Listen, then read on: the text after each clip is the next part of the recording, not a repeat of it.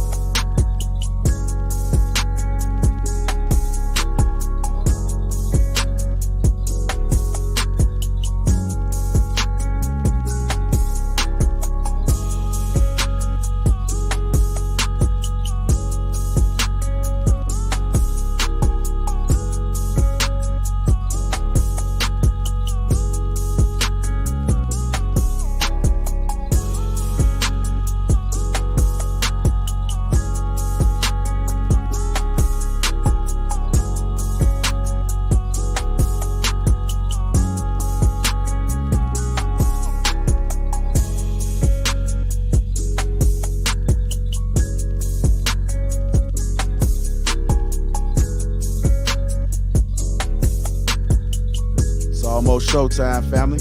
Make sure we get these likes up. Get these likes up.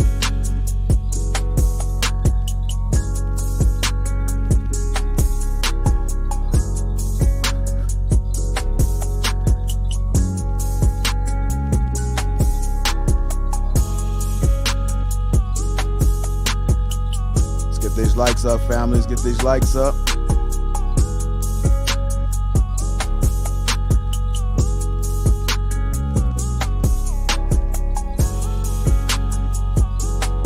Guys, for the support. Thank you. Thank you.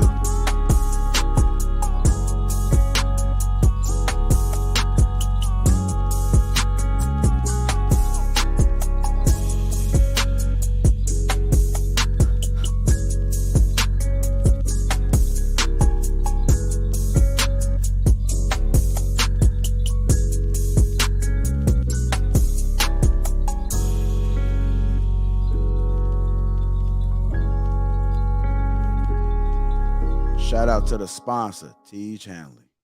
Guys, listen up. As you get older, the best way to continue to look young, exuberant, and vibrant is to continue to take care of your skin. That's why I'm excited to have Teej Hanley as a sponsor of today's video. You heard me talk about them before, and you're going to continue to hear me talk about them because I believe in their products and the positive impact that they have on every man's life. Teej Hanley makes taking care of your skin so easy. They provide you with all the products you need and nothing that you don't. Every box comes with an instruction card that tells you when to use each product, how much to use, and in what order. Lapeef family, I must admit, skincare wasn't always something I always focused on, but since I started using this system, I've seen improvements in the way my skin looks and feels. And you don't have to take my word for it. They have over 5,000 five-star reviews on their website from satisfied customers from around the world. I recommend you start with the level 1 system, which comes with all the basics: a daily face wash, an exfoliating scrub, an AM moisturizer, and a PM moisturizer. In addition to amazing skin, members of Teej Hanley get tons of benefits, including at least 20% off retail price, the ability to customize your box, pause with cancel at any time, and free US shipping. And because Teach Handley is sponsoring today's video, they're offering my viewers a great deal. Just click that first link in the description and you'll get 30% off your first box plus the free gift. Seriously, that's an amazing deal. Even though it's too early, as I often say, it's never too late. Click that link and get started today. Hi, y'all. Hi, everyone. Hi, Miriam. Hi, Alihupi. Hi, Cheeky. Good to see you here. Hey. Hello. Thank you all for coming. I know that, people watching are probably like, where's Kayla? But the Lapeef, meetup, the live show was this weekend. So she is still traveling. So hopefully she will be able to come on within like an hour or so. So she should be here. But we are going to just kind of get right into the topic. So often, on this channel, we have talked about this concept of colorism. And sometimes people say things like, oh, that's victim Olympics. Like if you talk about the differences between how people of different skin tones are treated. And I know that myself, I've gotten a lot of pushback and it's been looked at as if it's like a specifically Black American issue. Like Black people are always playing the victim, like that type of thing. So, Miriam and Alihupi, I wanted to bring you both in as friends of mine who can share additional perspective just to, show that, this is not just a Black issue. It spans across the globe. So yeah, we're going to get right into the conversation. Before we do, I just want to read the definition of colorism. So colorism is prejudice or discrimination, especially within a racial or ethnic group, favoring people with lighter skin over those with darker skin. So we'll just kind of go around first to get some thoughts about that, how it affects you or the people within your ethnic group, and then we'll kind of go from there. So Miriam, let's start with you. Okay. So much place to think of. I'm thinking of right now of the impact of immigration, specifically in Latin American countries, Asians in Latin American countries. So originally Koreans and Filipinos came together and basically enslaved off of these Latin American, now colonized during the time of colonization. And basically, Cesar Chavez comes out of this movement. But what happens is the pathway towards immigration to America becomes way more easier for Koreans than it does for Filipinos. Both Asians, both experience the same exact circumstances. But what's happening is the opportunity for Filipinos, aka darker skin, was just not at all an opportunity. So when I think, colorism in the Asian community 100% impacts the economic disparities that Asia continues to exist, continues to have, and it's just part of everyday reality is a lot more direct, I would say, than it is in the States. You said more direct than in the States? Yeah, absolutely. Because it's part of everyday jokes. Like there's like proverbs and things about the lighter skin or darker skin you are. It's about like working so hard because you're outside working the rice fields, dark skin. There's a lot of different phrases that are still used right now to express even beauty standards. So I don't hear that, at least as much as I do in Asian communities, specifically in Korean American communities. Very interesting, because we're going to touch more on that later, like the differences about who hears what and where. Cheeky, what about you as a Black man in America? Colorism, in that aspect. Mm-hmm. I think it exists, but to what extent I'm not necessarily sure. I think the darker you are, the more deemed violent you could potentially be, and the lighter you are, the more, I guess, feminine or not tough you're seen by your peers. So but either way it goes to the police, you still black, or to everyone outside of the community, you're black. So I guess it really has an effect on the person within the community, but outside, I'm not too sure how that works. So yeah, that's been my viewpoint. The darker you are, the more havoc you cause. The lighter you are, the more the ladies like you, and you soft. That's pretty much it. Okay. Well, what about you, Alihupi? I know you're a Latina woman, so how does that affect you, or how have you seen that manifest? Yeah, I think that's definitely been present within, specifically, I'm Mexican. I was born in Mexico, grew up there, and then moved to the States when I was about 9. And it's definitely something I experienced in both countries, but just within my own race. The first thing that I think of when I think of colorism is this phrase that's in Spanish is mejorar la raza, which translates to better the race. And that was something that people always said, on TV, in newspapers, or just even people around me would say it. And basically it means it encourages people to marry somebody lighter skin or even outside of the race. So that way your kids would be lighter than you are. And then that way the race is getting better. And I always thought that was so bizarre. And even now I'm like, why do people say, like, what's wrong with you? So it was definitely something that I struggled with. And I think is present probably more in the US because that's where I've spent the majority of my life now. But it's definitely something that I encountered with a lot and still do. So now that everyone's kind of given their, overview a little bit, we're going to get deeper into it. There are so many questions that I have. And like I said, I specifically wanted to have you ladies on to speak about this, especially, I know, Miriam, we've talked about these topics before, and it's like, you're biracial. So you have, a different experience with one of your ethnicities versus the other. Can you talk about that a little bit? Yeah, so I'm half Korean, half Iranian, and basically grew up being taught that it's better to be Korean if you're going to be Asian rather than Iranian. And the reality of being biracial, growing up in a predominantly Black community with Black neighbors, I didn't experience what my parents were fearing, which is this idea of immigration. Why did you immigrate? Is it because you came out of poverty? Is it because your government is a disgrace, XYZ? And so they're more so scared of, sharing whatever legacy that is moving forward. And so for me, it completely has been beneficial, yet at the same time, seeing how that impacted both my parents. When my mom walks into a place, no one's questioning her. Oh, cute little tiny petite Asian. When my dad walks in, people are wondering, is he a terrorist? And why is he even bothered? That his English is so good? But when my mom has a heavy accent, oh, that's cute, So their experience has been completely different. And that's kind of impacted my reality of racism in America, because I honestly am more on the side of my dad, of the angry side of not understanding it, versus the mom of, well, step into privilege. Like, if you're going to be an immigrant, then be the cute, whatever it is, play into the stereotype so that you get the XYZ. So very different lived experiences growing up based on my parents' belief.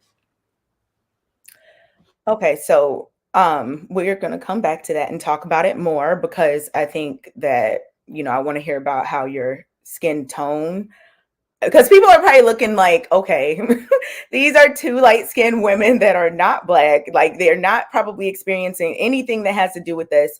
But I know that for you, Miriam, we've talked about it, the privilege in one aspect, but then, like, you're considered dark in another aspect of your ethnicity. So we're going to talk about that more. Cheeky, I thought something that you said was interesting about, like, if you're a light-skinned man, you are, what did you say? Repeat it. I don't want to misquote you. Yeah, no problem. So typically, if you're a light skinned man, women like you, but you're soft to the other man. And that's pretty much the stereotypical, viewpoint of somebody who's lighter skinned. And then if you're dark, you're aggressive and a thug. Where do you think that comes from, Cheeky?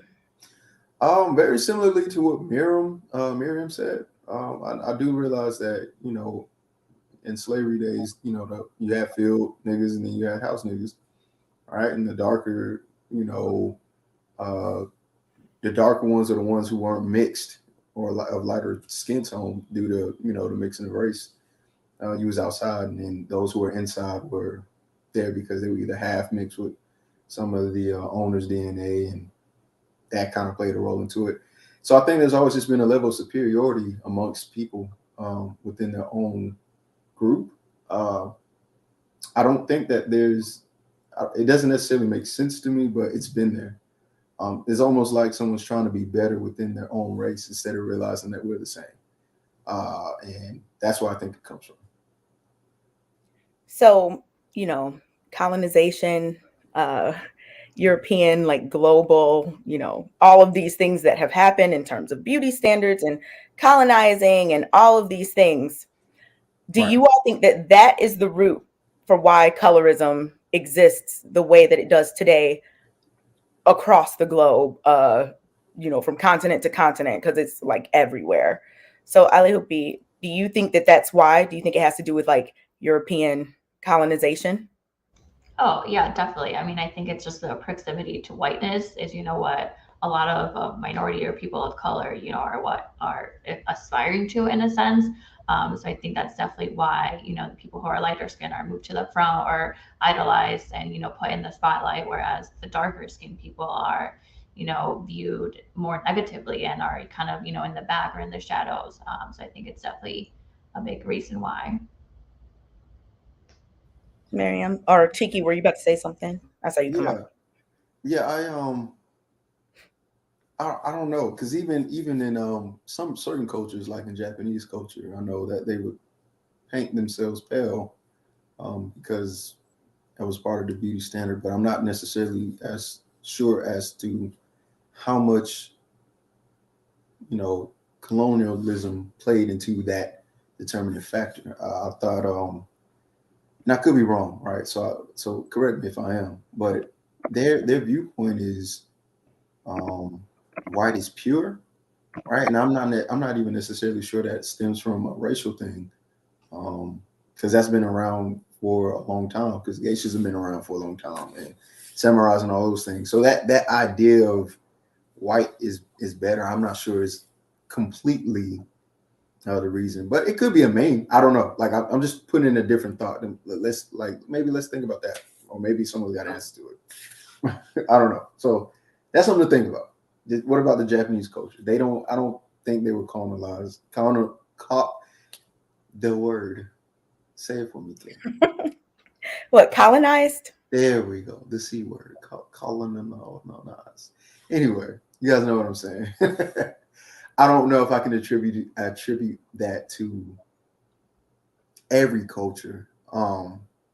And I could be nitpicking because that may be a minor, right? That may be one of the small, but that's something that I'm thinking about. I don't know if it's every single one. But yeah, you guys share your thoughts too. I think it goes before that. So Asians historically come from Mongolia. So what people don't know is like all the fair skin actually is the unhealthy group of folks. For Mongolians and being pale and white is literally you're sick. Like, I don't know if we can bring you aboard on this journey because you just look sick. And so then the question comes, like, what ends up happening that you get this fantastic group of fighters who are living nomad under their own rules, and then eventually turning into fair-skinned imperialists who are literally over-exaggerating innocence as white? Where did the definition change along the way?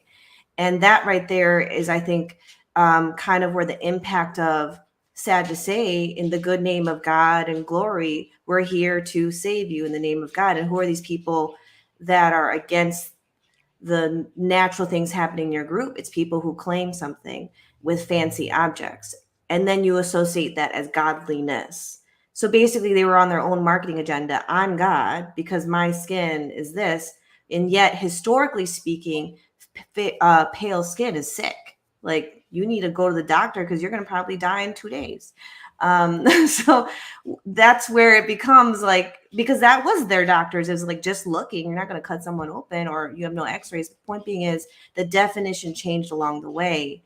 And that is an erasure of history. When we take something and change the definition, we're literally erasing that. And so that's what I think colonialism helped, to use the word, evangelize the message of fair skin is God. Because the people with the more fair skin came in and like attached themselves to the group of people who had the fair skin, who might not have been seen as, I don't know, I think you said the healthiest or something like that. So then that's how that started. Is that kind of what you're saying? Yes, that's what I'm saying. Okay, so Cheeky, do you want to respond to that? Yeah, no, I don't deny that, because I think that's how religion. I don't think that the imagery of what Christians believe to be Jesus Christ was portrayed as white originally, and it wasn't until um, years later, until now we're seeing a more melanated Jesus or Messiah, whatever the case may be. I think that was intentional. I don't think they were ignorant of what they were doing. I'm not going to deny that. But I just did a quick little Google search, right? Just to make sure I was somewhere around there. But the reason that the Japanese did it was because it was a status symbol, and it was done in like 720. They were saying, like, there was an extensive period that they fair skin represented status, and it didn't have anything to do with necessarily Western influence at the time, right? But eventually that changed. But no, I agree with Miriam about that. I think there's a reason why, if I present to you a God and someone who's going to save you, he looks more like me than he does you, because that puts me in a superiority angle. It makes me a superior to you. All right. So I don't disagree with that. That makes sense to me. So Sway just hopped in. What's up, Sway? What's going on, y'all? Hi. So I know you, were you watching? Bits and pieces. I actually just got a phone call from my girl, so I haven't been watching for the past 15 minutes. But before that, I was tuned in for a little bit. Okay, so I want to go to Lapeef first, and then we'll come to you to get your just overall thoughts before we get into the next thing about privilege and, privilege that some of us may have or may not have, etc. So actually, that was, I think, the next question I was going to ask you, Lapeef, if you didn't have it. Did you have anything to respond to Miriam or Cheeky? No, all good. Okay, so as a lighter skinned Latina, what privilege do you think that you have within your own ethnic group? And then I have an question after that. You have an example? No, I have an extension question after that. I think it was definitely something that I kind of mentioned before, but I feel like as lighter skin, you're seen as like a superior person and got a lot of privilege and other opportunities that I knew other, friends or even family members were not getting. In school, for example, if we ever had like a talent show or a dance group or something, I would be like put front and center because I was lighter skin. And just little things like that, whereas, a child, I never thought anything of it. But now looking back as an adult, I'm like, I don't know if that would like why that was, or maybe it was intentional. And just little things like that. I think it's something that people always told my mom growing up was like, oh my gosh, she's so pretty, she's so beautiful. And a lot of the times we struggled because my older sibling, who's a little bit darker than I am, he never got any of those comments. And it's like, okay, well, why am I just the one getting those? And I mean, we have the same genes, and he just turned out a little bit darker, and he just wasn't viewed as pretty as I was. And I think that's something that even within my family extended, people that are darkish skin, a lot of their identifiers or nicknames were literally names pointing out the color of their skin and how dark they were. And again, they were maybe as seen as terms of endearment when I was little, but now I'm like, well, why are we calling him out like that? Like if it's a nickname, why does it have to be attached to the physical aspects of who they are and the skin color? And that's something that even to this day, my grandma's nickname that the whole family calls her is because she's darker skin. And it's something that I struggle with because it's what I've called her my whole life. I don't really call her grandma, but now I'm like, I don't know if I want to keep saying that, So it's just little things like that that I think have definitely, I've seen, people in my family and school that were lighter skinned were more privileged than our darker counterparts. So knowing, like, recognizing that, and I want to know, like, at what point in your life did you start to say, wait a minute, like, what is this? What's going on? Was that when you became a teen, like a young adult? At what age did you start to notice that? And did you start to speak up about it at all?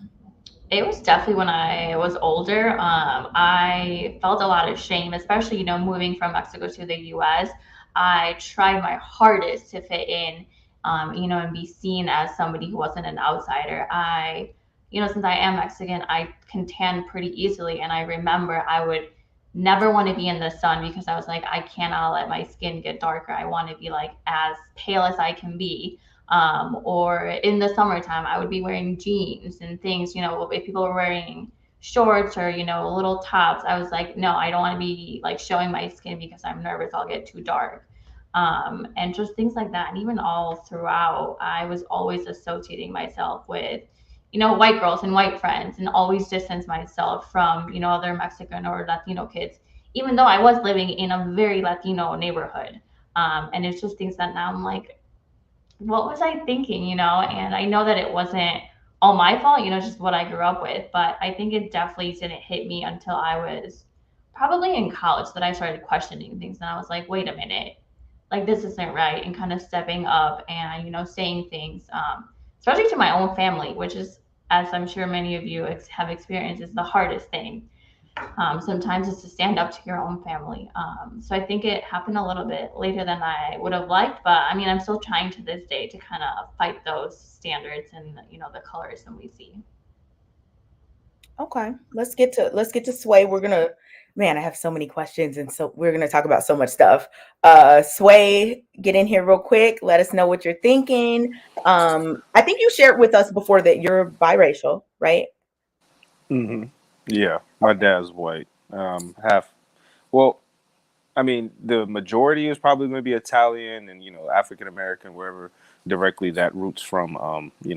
But Mm-hmm. obviously, most of us have more than just two races or more than one race. It'll be a percentage of a whole bunch of different things. So, but it's Italian and black essentially.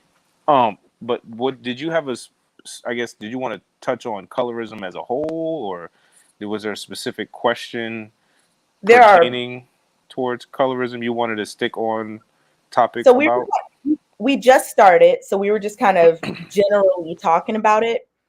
We haven't really dived like really deep yet. So if you want to just kind of share your general views about the topic, and then we're going to kind of get to some more specific questions. I think it's, I mean, my only issue with colorism is, I mean, it's one thing, I guess, if you say you want to judge a person based off of their color and, negatively or positively, however it is. I think it's not realistic for, especially if you live in America, to not see someone of a color, race, ethnicity, and already have a natural bias in your brain. I think a lot of us already have those, just ingrained through us throughout society.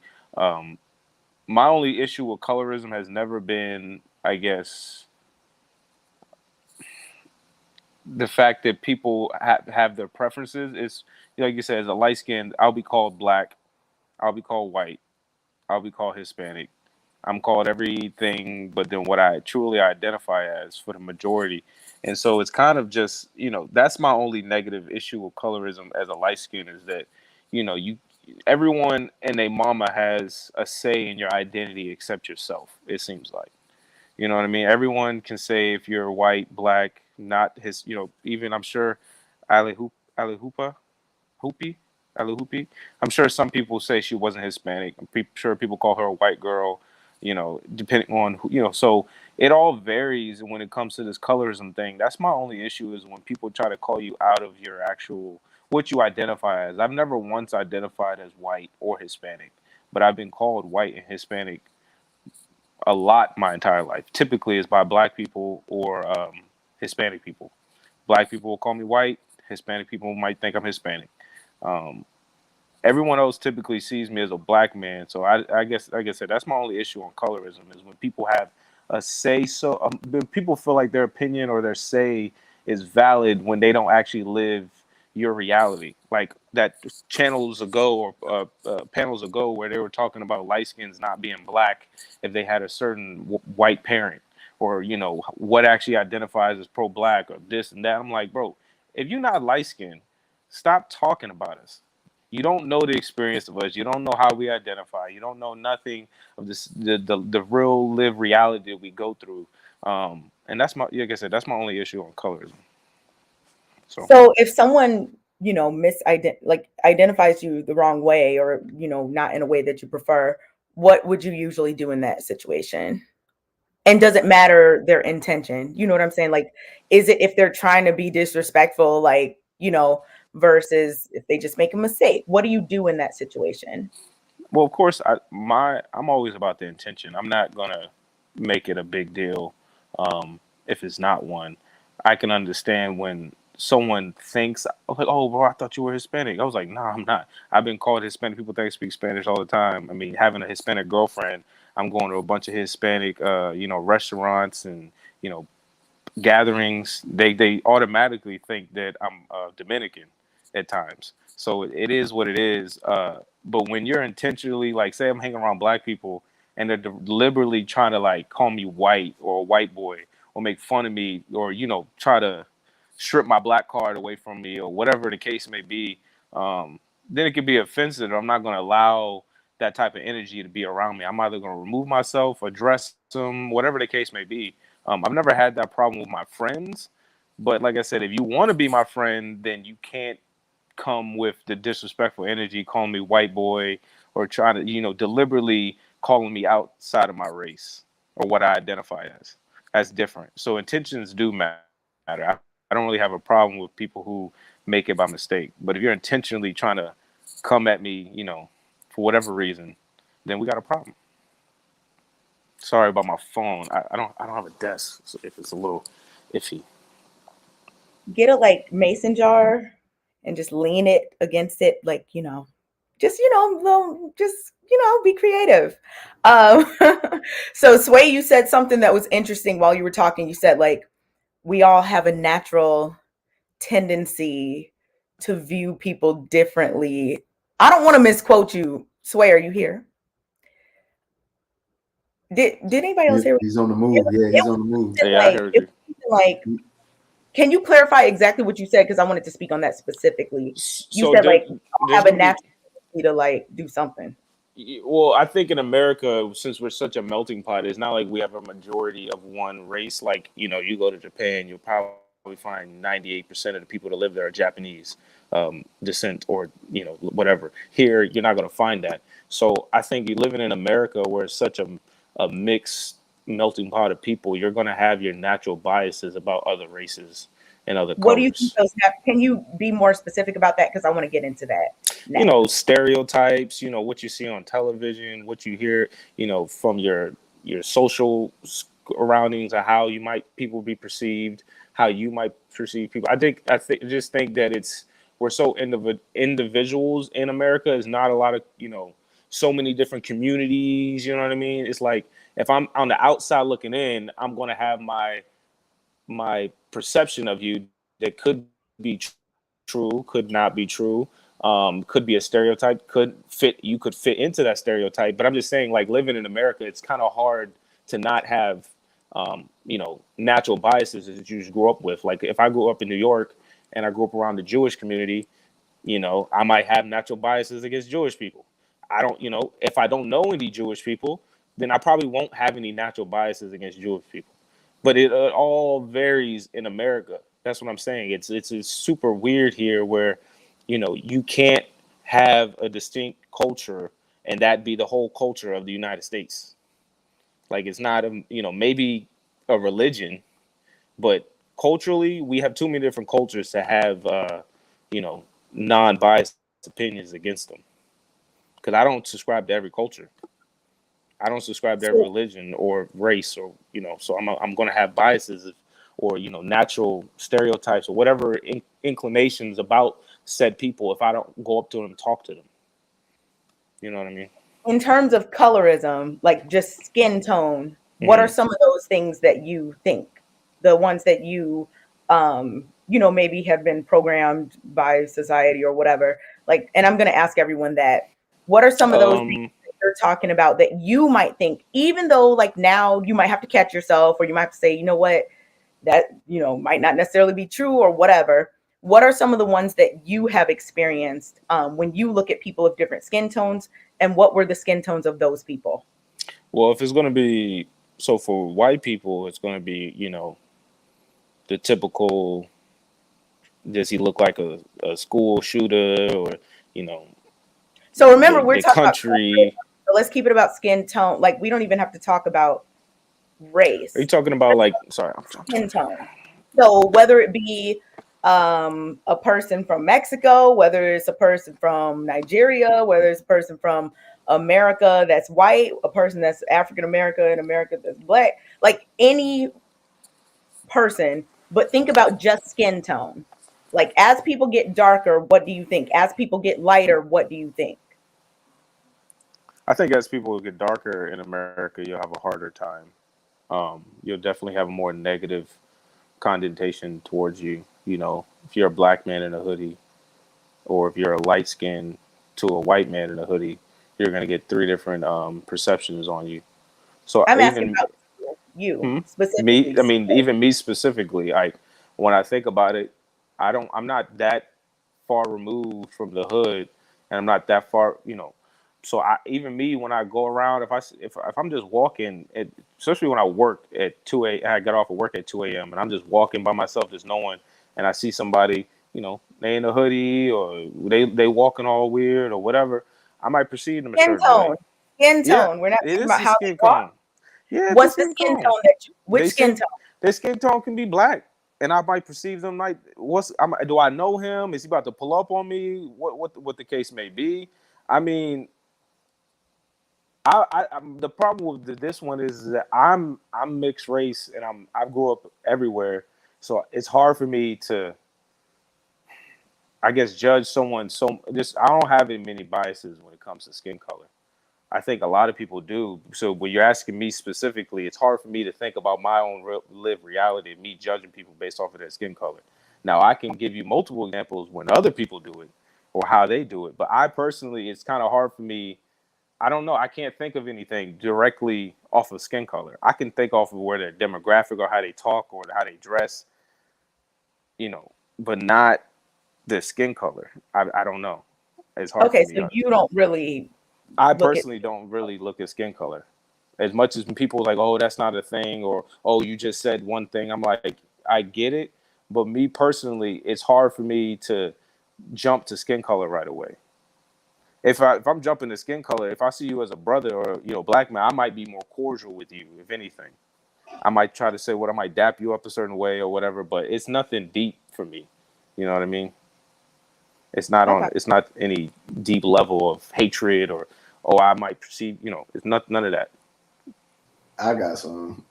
I Go know ahead, Cheeky go ahead, might. Kiki, I then ain't we'll got go to nothing. Miriam, then Alihupi, about the same question. I, How do you perceive people based on how light or dark? Remember, we're talking about I light. know, I know, I know, I know exactly what Okay, you're saying. We okay. here. All right. I just don't want to be judged for saying what I'm about to say because this is just what I grew up with, right? So, for example, the dark you was, I wanted you on my team. If we playing sports, I think you fast. I think you can jump high.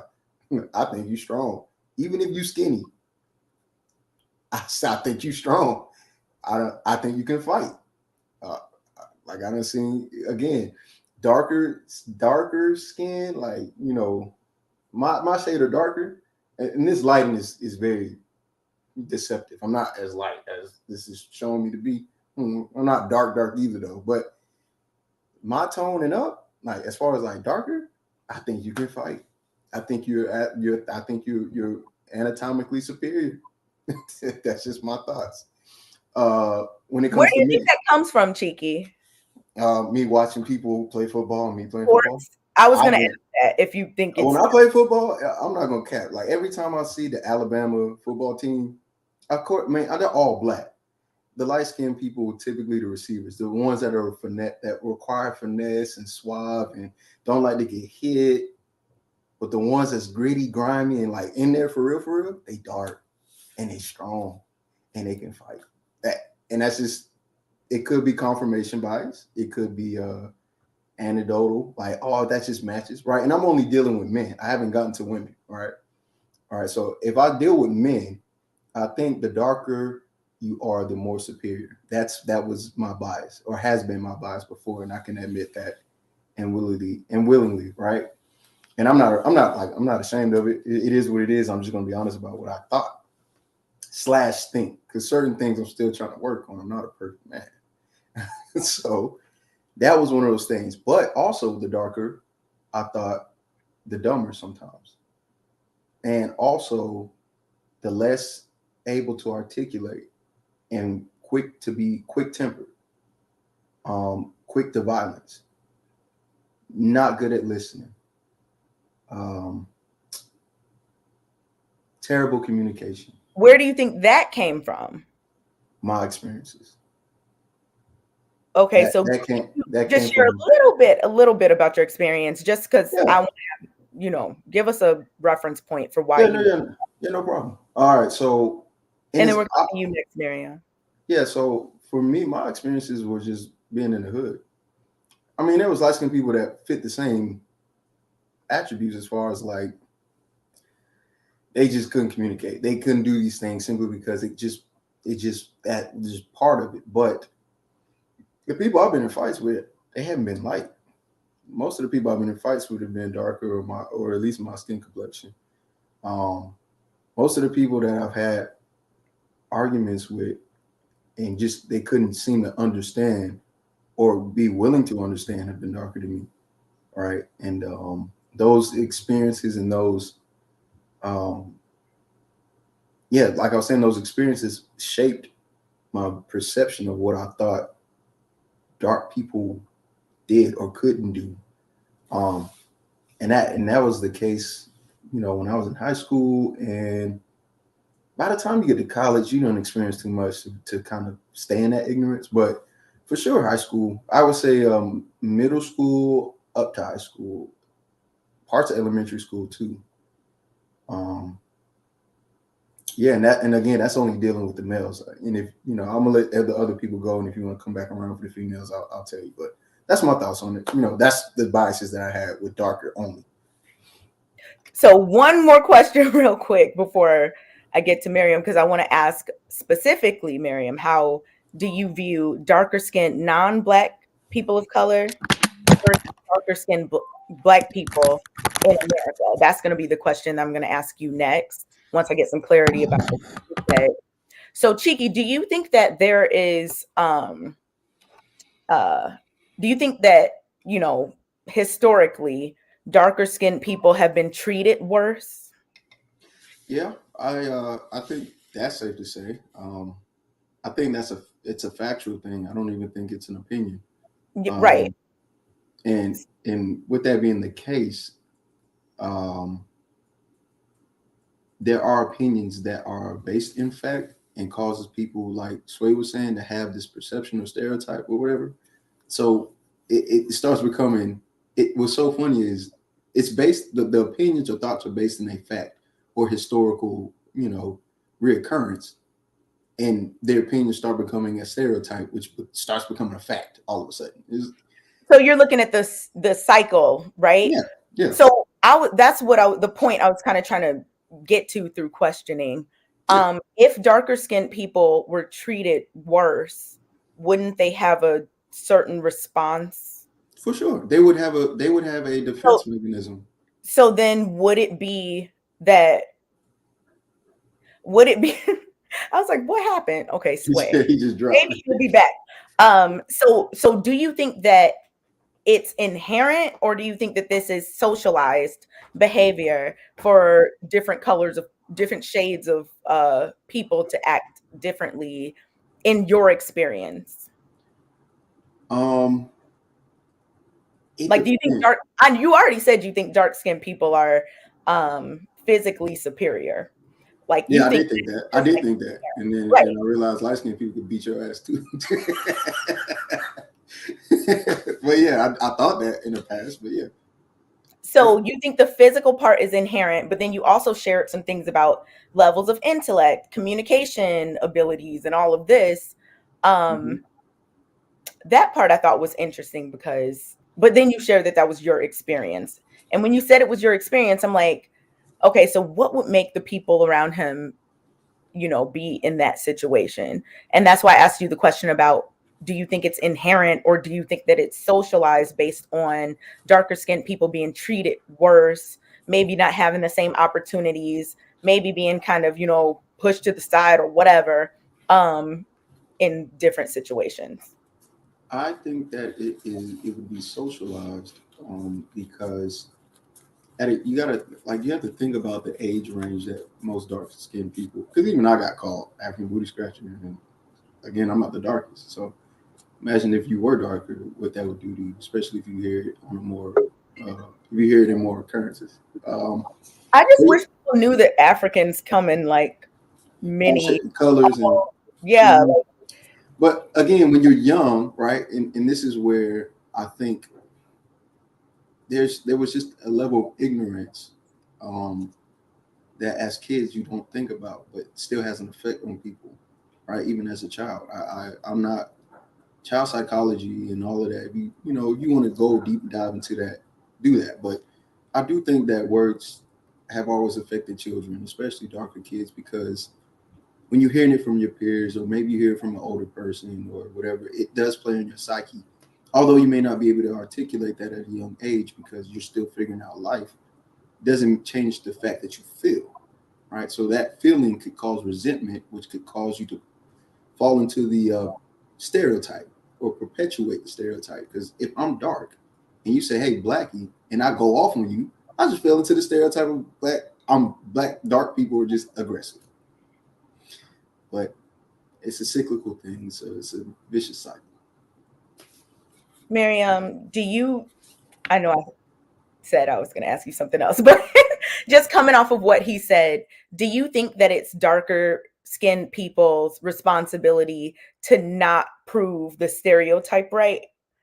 So like do you get what I'm saying? Do you think it's like, oh, well, people already think this about someone of my complexion, so I have to make sure that I never go off on anyone. I contain my, emotions, or whatever the case may be. Do you think that that is darker skinned people's responsibility, or is it the responsibility of people around to learn that people are people? And I mean, I think it's always a responsibility of others. Also, I don't come from the perspective of that, so I can't say, and it's not my responsibility to say what others need to do when I have the ability to go out and learn myself. Like, that's ownership, that's responsibility, that's maturity. And so when I'm thinking about, yes, like even recently, when we look at the Ukraine border for the war, African students are stopped at the border and they're students with literally books. Like, and yet, yes, there's many components of it, but when you keep looking at who they're interviewing the darkest shades. And so a lot of it is follow the money and follow the power. And so, an example, Sway, you mentioned the case that talked about the drops of blood, and this proves how much, whatever. And in the, I don't remember, earlier 1900s, I don't remember the exact date. There's a Japanese man who proved that he was white based on what the court and law thought whiteness is. And they did all types of, and he's like, you know what? I'm going to step in and say that I'm white, Japanese born, grew up and lived in the States for 20 years, and brought to the case. The Supreme Court had no choice but to say, you're white. Now we have to let him in. They're all freaking out because same Asian groups, Hindus, they did not let in. Darker skin, covering hair, all these different things, down to shades, same area, same economics that they're bringing in. And yet, well, what do we do with this? And then recently, not recently, not so long past ago, the president of the NAACP passing as a Black woman this whole time. Like, this is when you're, it's sad because that's when you go back to that question. Is it our responsibility? Is it that person's responsibility? Maturity would have been for her to say, I'm not even supposed to be where I'm supposed to be, but I understand that my privilege has gotten me here. So that's the difference, is I got to come and acknowledge every time I walk into the door that I have privilege where I am, no matter what it is. And on a global perspective, it does come down to color. It absolutely does. And there's moments when I may not be as privileged, but those moments are far and few between, and honestly experience the most in my own Asian communities. But walking out and about, I'm going to experience a lot of privilege knowing that, yes, we're in a globalized world, but I'm still lighter skinned than XYZ, because that's, sad to say, embedded in our history. Pigment tests, trying to figure out where exactly you meet. We had ledgers in Latin America that created like literally formulas for every type of mixed blood. And the other thing is, think about Spaniards coming and immigration law. We want to talk, follow the money, follow the power. When Spaniards come, no one's stopping them talking about borders. When Argentinians come, no one's talking about stopping the borders. But you want to paint a picture. When Canadians come, the number one group of immigrants who are over the staying their visas and whatnot are Asians. The number one group of, if you want to say, undocumented. And so that's where colorism comes into play. So it really does come down to, let's paint the picture to everybody who doesn't know the picture. And it's most often shaded, literally. Do you find yourself having to undo some bias, that like implicit bias that you have just navigating through life? And can you differentiate between how you feel with darker skinned people of color that are not Black versus darker skinned people of color that are Black? And then Alehupi, same question for real, when after she answers. I know I've been switching the questions on y'all. But what do you think? That's a lot of questions in there. I think the big one is, starting out, yes, I got to undo that every day. I don't undo it long time ago and now I've arrived. Every single day I got to undo it, because as Sway mentioned before, you're constantly entering into ourselves, learning experiences, being real, being honest. So it starts with, I got to be honest with myself. I'm not going to lie and say I'm perfect. And how I undo this is by asking the real questions, is saying, I don't know if this is okay. I don't know if that's okay. Is being completely honest, because yes, we read the books, but when you play it out, what's really happening? And I see it a lot in my Asian community. I was forced, if you will, to use the word forced, to step out and to step into conversations around political awareness. When the Asian community, specifically East Asian community, are sleeping on very important issues. But who do you see running nonprofits and leaders of political movements in the Asian community are darker skinned, Desi American, Bangladeshi, Filipino. And when we talk about leaders in movements, darker skin. We don't have that in East Asian movements. Yes, with Malcolm X next to her, Japanese woman, but that's just rare and far and in between. So that's something where I feel it. The Asian community is sleeping on very important issues because of privilege, because of the ability to step out. And then the other question I think you mentioned was about the experience. Yeah. Wait, you're on mute. Sorry. Thanks. How do you perceive darker skinned people that are Black differently than you perceive darker skinned non-Black people of color? Just, I know you said you had some undoing to do, but like, just be like candid about that. How do you perceive those two groups? I think the darker skin group is definitely the one that is the most overlooked. When we take a look at data and analytics alone, when we think about types of research, medical research done that actually is proven, like so many studies are always not enough information. And that right there is most often impacting the Black male community. When we talk about medical studies, when we talk about entrepreneurship studies, when we talk about opportunities, we never get that demographic. And so that right there is erasure. Let's talk about that again. Like, we're erasing history that's happening right here, right now. But no one would ever want to discover, if they did discover, that a Black man is, dare say, richer than someone who's running for government. Let's go find them and be done. Like, it's literally trying to, again, follow the money, follow the power. And it goes deeper into that. So I think when it comes to America specifically and global states, it continues. And yeah, so that's my 2 cents on that. Not to keep asking, but do you specifically have any difference of opinion in terms of like bias that might, that you're working on undoing as it relates to darker skinned Black people versus darker skinned non-Black people of color? So like, let's say you see like dark skinned South Asians, or if you see dark skinned Black people, African Americans, do you have any different thought in that aspect? Honestly, no. I mean, since I've grown up, and I mean that humbly because I've been humbled by a lot of people along the way. So when I was in grad school, I lived with 3 Black women who were from all over the states. One was from Houston, one was from Southside, of where we are, and then another one was from a suburb.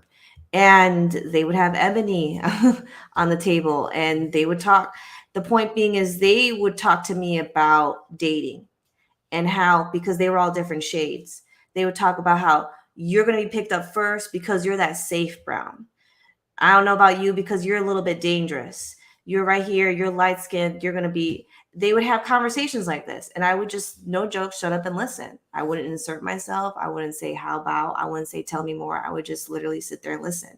And so experiences like that have helped me to learn along the way that what I believe to be true is that specifically, yes, the experience of the Black man globally, not just America, is, as we can see, present tense, is something that's continued to be impacted, number one, when it comes to colorism. Okay, thank you for that response. Alahupi, how do you feel about non-Black people of color that are dark skinned? Like, what are some of the, do you have any, I guess, I'm not trying to say like, are you prejudiced or whatever, but like, do you have any different perception of dark skinned people that are not Black versus dark skinned people that are Black in America, like in your experience here? Yeah, I think in the States, definitely. And that's, like I said, I feel like I kind of woke up to the reality of the world later in life than I would have liked. So I'm still learning so much because I was in college not that long ago. So I think the biggest thing is specifically to men, probably, but something that I still struggle with. If I see a dark skinned Black African American man on the street, I just think of, oh, aggressive, danger. Like Chiki was saying, they're like physically superior. I'm like, is this going to put me in a problematic situation? Where if I see somebody, especially if they're Latino, that's something that I can connect to more. So in a way, I feel maybe a little bit safer because it's more familiar. But I think at the end of the day, it's still something that I'm learning and I'm working to. When those thoughts come into my head, I stop and think, okay, why am I thinking that? Like, what can I do about it? How can I stop this from happening, next time, if it does? So Cheeky, based on her response, because that's kind of something I was going to ask you earlier, but I didn't want to make it like a cheeky interrogation. You're gonna grill me, huh? I'm okay. I see you. You already knew, Cheeky, before you came. Hey, You knew what was going to happen. Jared hit me with the text. I said, "Ooh." Look, don't be scared. I'm not scared. I get it. I know you're good. You're good. While Aliupi was just talking, and then the thing you said earlier, I was like, this is exactly what I wanted to ask him. So, you have that view, the same one that she just said, right? Mm-hmm. Like, Yeah. more aggressive, more physically, I don't superior, know, physically superior. Mm-hmm. And then you also added some things about like intellect and communication styles and things like that. Yeah. So do you think that as a Black man, you need to try to change your views, or do you think your views are fine? And I guess what I'm trying to ask is, do you think that having those views as a Black man influences non-Black people to have the same types of views? Like, oh, Black people think that dark-skinned people are this, and this. So why wouldn't I? And I'm not saying that's what you. All right, I get what you're saying. I understand what you're asking. But I'm just wondering, Cheeky, and then Alehupi, I want you to respond to that about where did you get your views from? And if a Black person says these things, does it like strengthen that bias within you, if that makes sense? So Cheeky, you first. Yeah. So I don't necessarily think so. Because my experience is not everyone else's. And again, granted, those were my thoughts, while I was growing up, because your experience growing up is not necessarily broad. It's only within the confines of your community or wherever you're at. So if you have those views after experiencing a multitude of different things or people, that's a little different. All right. I thought that way and had experiences within that community, and I'm young, right? So there's still things that I had to learn, right? And I'm still young. I'm not old at all. There's still things that I'm learning. So the idea that my thoughts and my experiences during a certain situation or circumstance based off of my age and immaturity is going to be the basis of somebody's talking point or view or ideology is immature on them. That has nothing to do with me. It has everything to do with them, their mindset, and their own experiences. Now, if you want to use that, sure, use an 18-year-old's viewpoint. If you explain that to somebody. How old are you, Cheeky? I'm 25. I was about to say you're not 18. I was confused. Okay, go ahead. What I'm saying is what I explained. Okay, the example I gave is in retrospect. It's not current, right? And that right. I was just making. There we go. And I'm saying I don't want to lose nobody. But yeah, if you're going to use an 18-year-old's immature perspective of life and how he interacted with his own people, you can, by all means. There's nothing wrong with it in the sense of you are allowed to do it. You'll just sound stupid. So you at 25, you don't still believe that? Okay. No, I do. I still question certain things. All right, like I'm not gonna cap. When I see Kodak Black, dreadheaded Miami Haitians, I'm like, fam, they dark, and I know they shooters. There's no link, but there's still that thing in the back of my head was like, I knew it. You get what I'm saying? It's that small voice that goes, I knew it. But outside of that, in all honesty, no, I don't hold those same beliefs because people are different. People are different. Their experiences are different. What they've learned and how they grow and mature is very different, and that has nothing to do with the color of your skin. None of that has anything to do with it. Because somebody could say the same thing about me if they take a look and they're like, "Oh, he probably is not articulate. He's probably aggressive. My stature is not small, so he's probably superior in strength."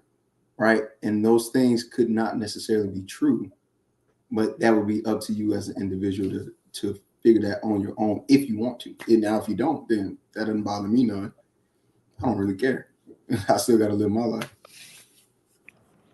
For everybody. So, Alehupi, where do you think that bias came from that you talked about? Do you think it was the media or like family or an extension of the, colorist things that you explained earlier about your own, like within your own ethnic group? Like, where do you think that it came from for you? I think the biggest thing was probably the opposite of Miriam, where, she was surrounding herself with Black people and people of other cultures, where me, for the longest time, I only wanted to be associated with white people, the white girls at school, the white boys at school. And just hearing everything that they were saying or how they were thinking, I think that really impacted, who I was growing up as and the thoughts that were, popping into my head. I feel like had I embraced more, being a Hispanic girl and, associating more with, people in my neighborhood, which were oftentimes, Black and Hispanic people, I would have had a much different experience. I think it was definitely the people that I was surrounding myself with, because even though I was in a pretty large Latino and Black neighborhood, the high school that I went to was in an affluent white community. So I always tried my best to, fit in and making sure that I wasn't seen as a problem. And just, again, that proximity to whiteness, I think, was the biggest thing that kind of shifted the way I was thinking, where had I, grown up differently and been more proud of my, background, I would have had my realization probably a lot sooner than I did. Cheeky, were you about to say something? I saw you put your hand. I was, because I was thinking about it. The only way to bypass this colorism is your interest, right? If you was a really dark nerd, no one made fun of you because you was black. They made fun of you because you was a nerd. So there's, weirdly and oddly enough, within the community of people, there are some things that supersede your skin tone, which is your interest, right? It wasn't in black community, or in most black communities, or where I've gone, liking anime, liking skateboarding, rock, like I'm talking about like screamo rock, it's not normal. It was weird. It was white. So you can be as dark as day or dark as night, but you're still gonna be called white because of your interest. And it had nothing. You wouldn't even get called African booty scratch. You was called, you like your Oreo. It changes. Cheeky, I'm just asking, like based on your experience and observation, would a very light-skinned black person be called white for the same thing? Yeah, because you're still a nerd. Yes. That like the nerd stuff. So you're just saying it don't. That's what I'm saying. I'm gonna let you get in here, Sway, because I think I hear you coming in and out. Yeah. So you're just saying in general, Cheeky, if you're doing certain things that people view as, it doesn't matter the skin tone anymore. Okay. It's weird, but it typically is associated. Well, no, because even the white kids will say you act white. It's so all right. Well, we just got a little complex. Watch out now. All right. No, because I know that to be a fact. Like white people have told me that I've acted white, or I'm more black than you, and I'm like, even with the afro. Are you? You're not. But okay. Yeah, the unmitigated gall, but that's a different conversation.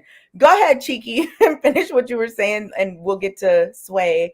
I know he wanted to weigh in, and then we're gonna talk about the other side of it. We're gonna talk about something else. Go ahead, Cheeky. I'm just saying, colorism exists to a certain extent, even within its own niche group, right?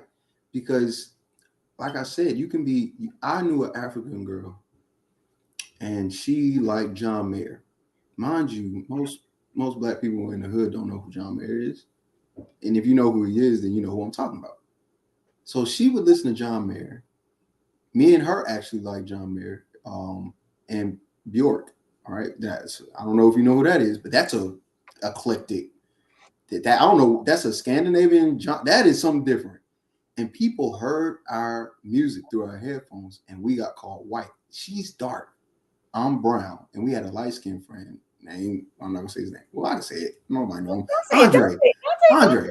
Andre, I'll just steal that dude out there like this. I don't care. Andre, it was me, her, Andre. We would listen to all kind of stuff, and we would call, and we, of course, it was more friends than that, but we were called white, and our color ranged from dark, like hella dark, to light to brown, and it didn't matter because you were still grouped as nerd or whatever. So it's like because colorism of a certain interest or a certain music taste, right? So it seems like colorism only exists to a certain degree, and that starting point or end point is hard to determine because it's very nuanced, and it's based off of things that aren't necessarily measurable. But yeah, I just thought about that. Yeah, and I feel where you're coming from in terms of just different interests being viewed a certain way, in different communities, right? I get that, and I've seen that, and I completely understand where you're coming from. When I'm thinking about colorism, I'm thinking about more so like a just immediate, like when you see someone, or like a perception that you have. Like you might not know what kind of music they listen to. You might not know, you know what I'm saying? So like not that deep into it, but okay, I get what you're saying. I get what you're saying too, because once you do start to get to know people, or people start to get to know you, and they find out you're really into alternative music or whatever, they might think a certain thing regardless of your skin tone. So I get that as well. Sway, are you here? What? Hey, what was that? All right. Well, maybe he's coming back. But in the meantime, the whole privilege aspect, right? Like, oh, here he is. Hold on. Let's see if he can. Sway, what's going on, bro? He can't hear. Can you hear me? Hello. All right, there we go. So we're gonna get your input about Oh my this god. this right here. I think I saw you trying to come in at some point, so you can give your input about whatever you were about to say, and then I'm gonna ask a different question. Yeah, I'm gonna try to wrap it up for this last statement for me. Honestly, guys, my Wi-Fi's dookie, and I gotta be up in the morning. But to Chiki's point, yeah, that happens. Honestly, I was scared to say anime, Pokemon, Bakugan, anything white. You would whatever. You couldn't express those But anime is sentiments. anime white? It's not. It's Japanese, but it's Okay, so just why would that be weird. white? Yeah, You gotta ask because the people that called you that. because quote unquote it's weird. So in the black community, they don't. Their first thing is white. It's not like, oh, you're Japanese. They're gonna shame you by calling you Okay, white. just like the black or white. Okay, I get what you're saying. Yeah, they're not gonna shame you to call you Japanese. But then to Ali Hoopy, to her sentiment when she was. What? We need some IT. No, I don't know what's the ghost Miriam? of P-Ray, undefeated. Miriam, we might need you on tech support. I don't know what's going on. Okay, Sway, what? Hey yo, I'm done, bro. I'm gonna tell y'all to have a good night. This is ridiculous. I've never ever. Sway, just Dang, I wanted to hear what you were about to say, but I get it. It's a struggle connection. I don't know what's going on. Hopefully, you can come back in at some point if you can, if you have the will or desire. You are welcome here. So I'm struggle streaming. I see actually what's going on. before I get kicked out. Hopefully, it doesn't kick me out. But Kay, my question to you is about colorism. Are you specifically talking about just different shades of people or different shades? the ghost of What? You can't finish your sentence, boy.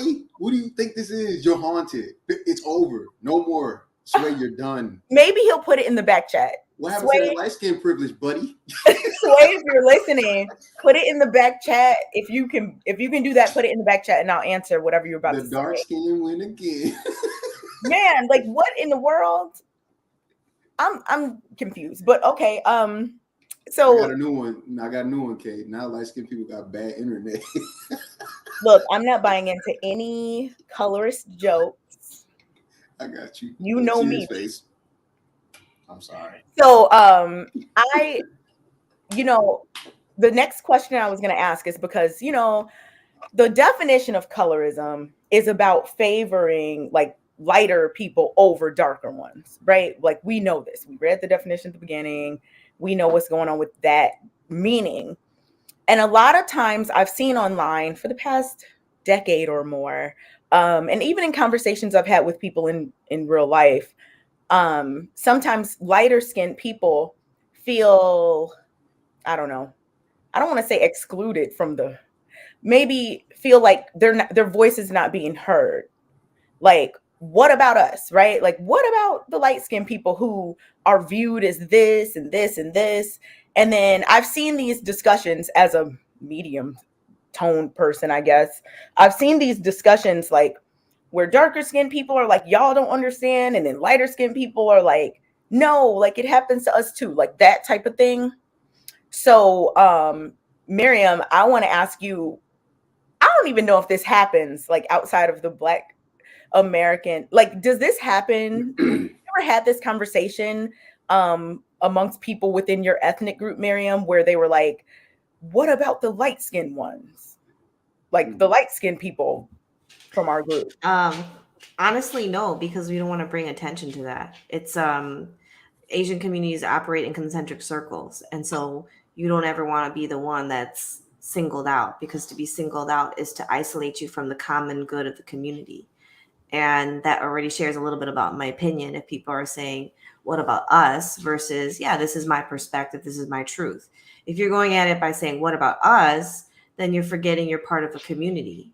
You're part of a shared experience. You're just at a different lens and a different point of it.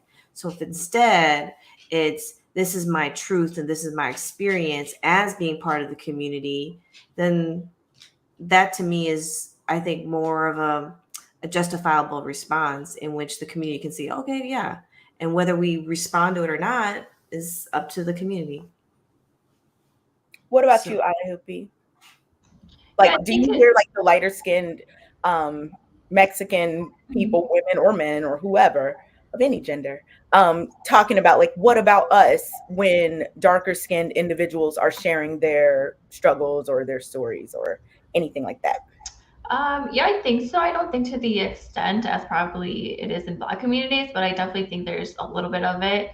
My mom is very light skinned and she has green eyes, which is pretty rare in Mexico. And I know that that was something that she always struggled with, you know, because she was never seen as Mexican and never taken as, you know, as seriously as some of the darker people. But I think at times it was hard for her to speak up because she didn't know, you know, how to bring that up because her struggles didn't seem maybe as valid as the darker people.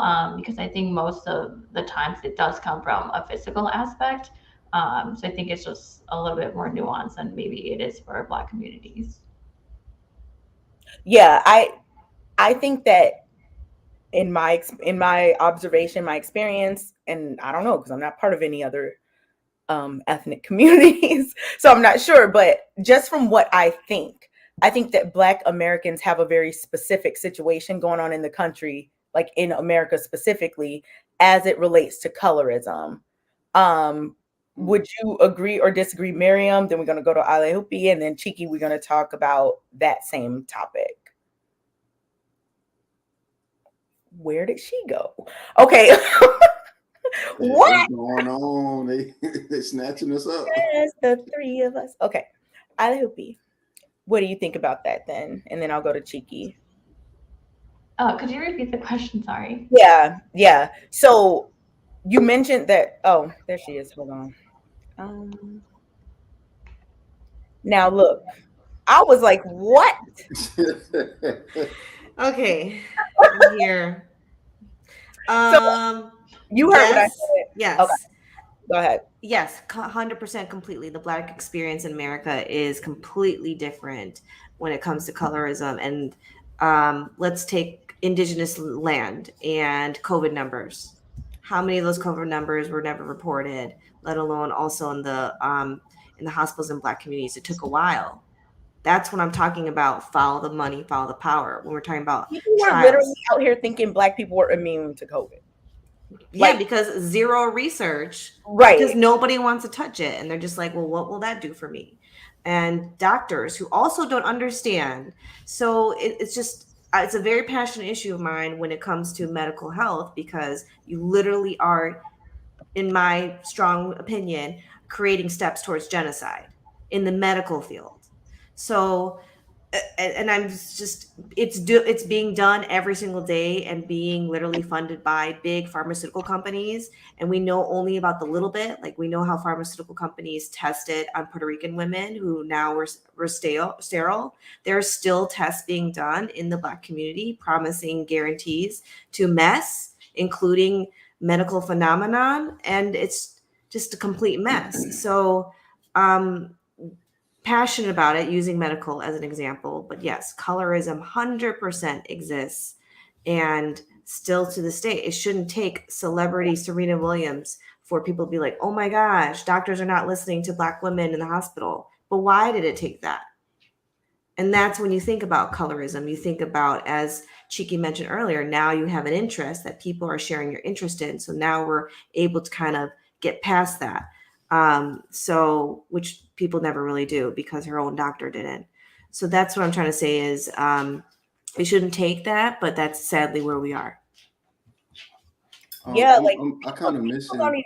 Hold on real quick, Cheeky. Like, with the whole healthcare thing, I don't think people understand how big of a deal this is. Like, it's not something that was like, ooh, in 1852. This is right now. Like, there's so much bias. And then even with like kidney functioning, like the EGFR, like there are tons of things with the whole like pulse oximeter situation, not being able to reliably, read on darker skin. Like there's so much, and people will say like victim Olympics, and it's like, no, people are literally like dying. It's not just victim Olympics. These are real things that are affecting people daily. And let's not even get into Black women, pregnant Black women who are having children. That what? Like, I think, don't quote me, but I think it's something like Black women are like 3 times more likely to die like during childbirth, like, or within a year postpartum, 3 times. And yeah, no. These are real things that we absolutely need to be talking about, and we can't, I don't be doing it, but people cannot say this is just someone trying to be a victim, because these are not talking points of, oh, we're just trying to be a victim. This is real, and there needs to be justice. There needs to be equitable healthcare practices. These things need to happen. So yeah, So Miriam, you brought that out of me just now. But I think, wait, were you, or no, Cheeky, I think, was about to respond. Sorry. Yeah, no, I had a question. Go ahead. Because I'm not fully aware, but I have some understanding of Black women in the medical field just being not, properly handled, in the medical way. But it spans like even with colorism, like the lighter you are, the better they treat you type deal. See, I didn't know that. That's why I was trying to get some clarification. I thought it was just Black women as a whole. It didn't matter, the color of the skin. But now you guys are also saying that the shade matters as well. Shades definitely matter in terms of perception. Like, even think about what you just said. You just said, like, what you said, you're not the only one that thinks that way. Doctors around the country think the same way. Whoever, like, in any profession, thinks the same way. Different people. So this is affecting people a lot. It's not just like, oh, I'm just a person who thinks this way. The same thoughts that you have, lots of people have. And think about, like, extrapolate that in any field, and think about how that will affect darker skinned people. And I mean, just Black people in general, people of color in general, and then darker skinned people in general. Like, it's a real thing. So, like, I think sometimes people think that their own views are just like, it's just me. I'm the one who thinks. No, if you think that, there's a reason you think that. And because of that exact same reason, a lot of other people think that. And it's a system that's meant to operate the way that it's operating. The system itself is not broken. This is what it's supposed to do. It's just that the system itself is not a good one. Let me put it that way. Yeah, and like, so an example would be like diabetes, for example, which predominantly in Black and brown communities. And again, you got to test blood all the time. And so one of the things is, all these decades, we haven't found any real lasting treatments and cures to diabetes. It's just like, go and be healthy, but we don't understand the implications of what that means, of people being nutritionists and understanding each body uniquely. It's just a bunch of white doctors, specifically white old men, saying, go eat and be healthy, with no understanding of how do you do that in reality of you really knowing my body and not just treating me as such. And not understanding that why are we thinking it's health, but it's generational, like literally. So, but people don't want to do the studies for that. So that's what's sad about it, is we're in the room and we're discussing these, but when it comes to the reality of making changes, the doctors and the medical fields aren't the ones saying, yes, let's properly treat this, let's eradicate this. Instead, they want to continue to make money from their pharmaceutical companies, and it's a whole cycle. And that's my little passion. Gotcha. Oh yeah. Again, like I'm not a woman, so a lot of these issues don't necessarily come across my timeline or anything like that. But I've heard some of these things before. I just didn't know as to how detailed it was with the colorism and things like that. Now, I've heard the stat that Kate quoted, that Black women are 3 times more likely to passed during pregnancy. But I just didn't know that doctors changed how they treat it based off of color. That was something that you guys brought up that to my attention I just didn't know about. But yeah, appreciate the explanation. So, Miriam, I know you have to go. So I'm gonna let you go, even though I don't want you to. Thank you so much for coming on, and Yes. welcome back. Yes. Definitely. Thank you. Thank you. Thank you, Chiki Alihupi. Yes. Thank See you. you. Have a good night. Bye. Hi, Jedi. How you guys doing? Good. How are you? Doing good. Doing good. I'm at my university right now, which is why I don't have my camera on, but I'm just hearing the conversation. But yeah. Did you want to respond to? Oh, okay. I didn't know we were moving to. Okay. No, yeah, I thought anything that we've been talking about. Okay. Well, just recently, I just had a question. I don't know. Maybe I guess you kind of lost just kind of in the conversation about with in terms of the topic of colorism, because I was kind of confused. Like, what does colorism have to do with the COVID or I guess the healthcare? Because I thought that was more of a race issue than really colorism. So I was just kind of asking that, to the panel if we might got kind of conflated the two, but I was just kind of confused about that.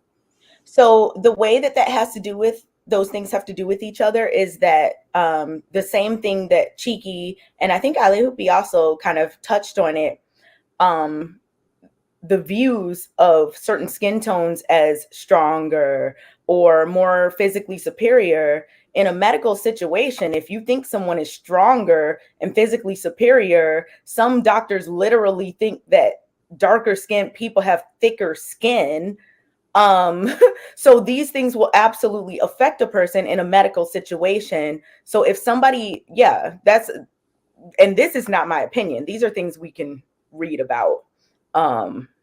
I can't cite any authors right now, but if you want me to send you something, I can. These are real things that happen. Darker skinned people are less likely to be believed in terms of pain because of the same things that we heard earlier. They're physically superior, this and this and that. Those absolutely matter in a medical situation. Yeah, but I understand. I don't disagree that those things are happening, but I think in those statistics you're talking about more again going to race than actually. Well, here's the light skinned person, here's the brown skin, here's the dark skin. Like I think it's more than just honestly just conflate all just black people or and in that particular view, because I understand where you're coming from saying that, well, okay, well, you must, if you seem more like darker, then like, okay, well, then I guess you might have against the pigmentation with the skin. I understand that, because that whole uh theory or whatever going when the whole pandemic was happening, and the first person guess that got it was Idris Elba, and that basically everything got debunked. But again, I just think that I was just again I would think that I was just kind of confused, God, what we're just talking about right now, because I just didn't see that distinction in terms of more of being more of race and actually colorism.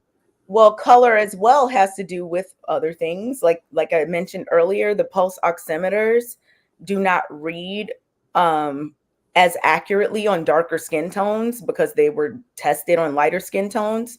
So that is colorism, because you are looking at lighter skin tones as the preferred or the standard.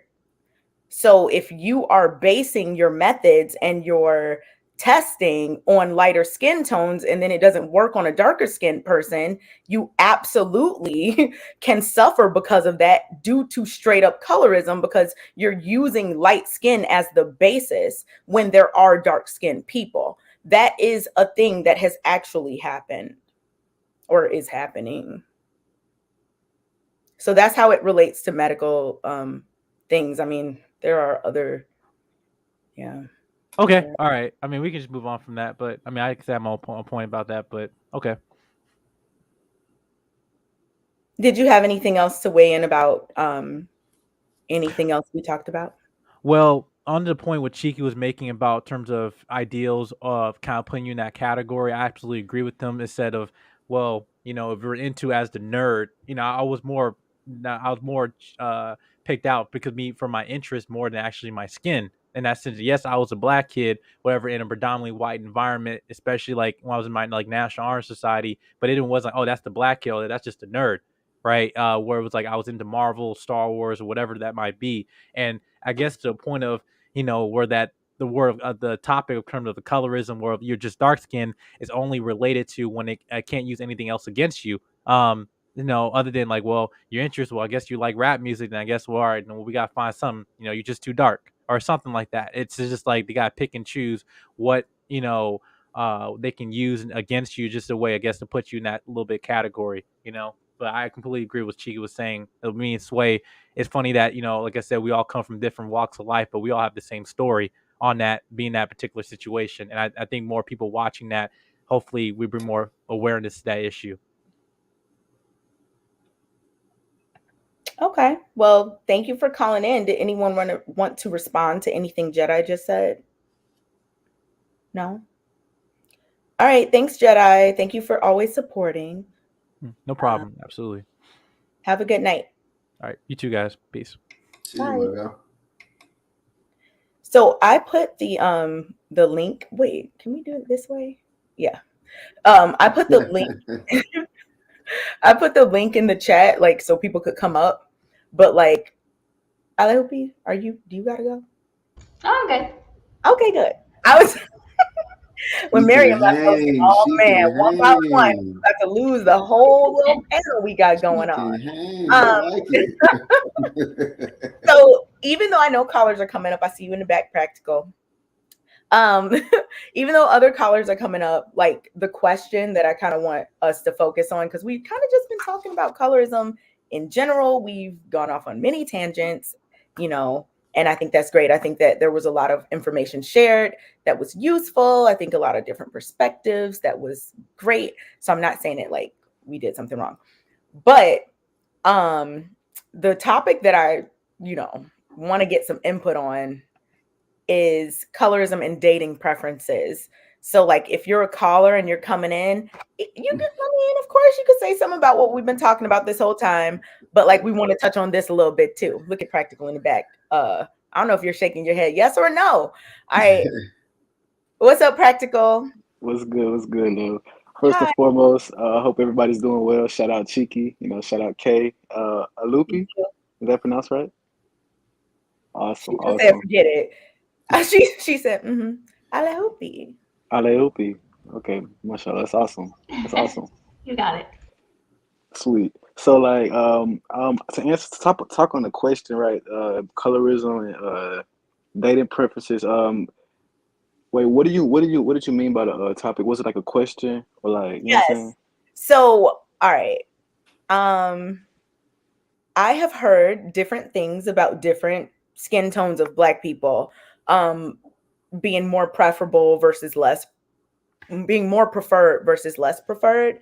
I've also seen like non-Black people being more preferred versus less preferred. In fact, I think I saw something recently. I don't know if it was a post or like a tweet, and it was like a white girl 10, or no, it was like a Black girl 6 is less than a white girl 6. Something like that. And I was like, wait, what? So like people clearly have like that's wild. I understand that this person is representative of everyone. I know that they're not. But like just speaking to like the broader issue of colorism and how people of different skin tones are perceived and how there's a Eurocentric beauty standard. I mean, this is not my opinion. This is a fact that there is a standard of, lighter skin being seen a certain way, different features being seen a certain way. So how does that affect dating preferences? That's like the vision I was thinking with that banner. Right. Okay. So like, I'm not really. I don't participate in the dating sphere and whatnot. But I have a lot of individuals that's friends of mine who I see they are, and I'm on FAMU's campus, so I see it all the time. Right. From my personal experience, what I've seen, it's not necessarily like color that determines if somebody's going to have a mate or not per se. It's based on like different factors that could be called Western beauty standards, like symmetry, which would be the major thing. Is Symmetry that and stuff like Western that. I or don't is think that symmetry is Western. Let me tell you why. right? I'm gonna tell you why. I I don't think don't that's think so Western. either. Okay, awesome, awesome. Because like my mom's from Somalia, and whatever Western beauty standard they be having, like they talk about, like you can see it in Somali women. You can see women with fair hair and stuff like that, and they're Somali. You know what I mean? You feel me? So Um, like, oh my bad. What you was gonna say? no, go ahead. Go ahead. So like basically, I feel like when it comes down to like the idea of like color and whatnot, like it's like oscillatory, right? Like okay, so over a time period we see light skins not being in. Eventually, light skins is in, and that's really as it goes for pop culture. But on the grand scheme in the whole world, I don't think the majority of people really care about color per se as it being a determining factor for attractiveness. Um, yeah, I don't think so. Have you ever heard people talk about different skin tones and people who look, a certain way being more of their preference when it comes to dating versus just like, oh, I just like anyone who is attractive? Right. Okay, I I've feel heard you on people that. say, I feel you on that because I'm gonna be honest. Like during my lifetime, like you know, what I'm saying I was coming up like middle school and Memphis City school system. Like people used to always try to like. I mean, I had to be good at making insults. Like it's called checking in Memphis. You have to be good at checking, like basically insulting other people.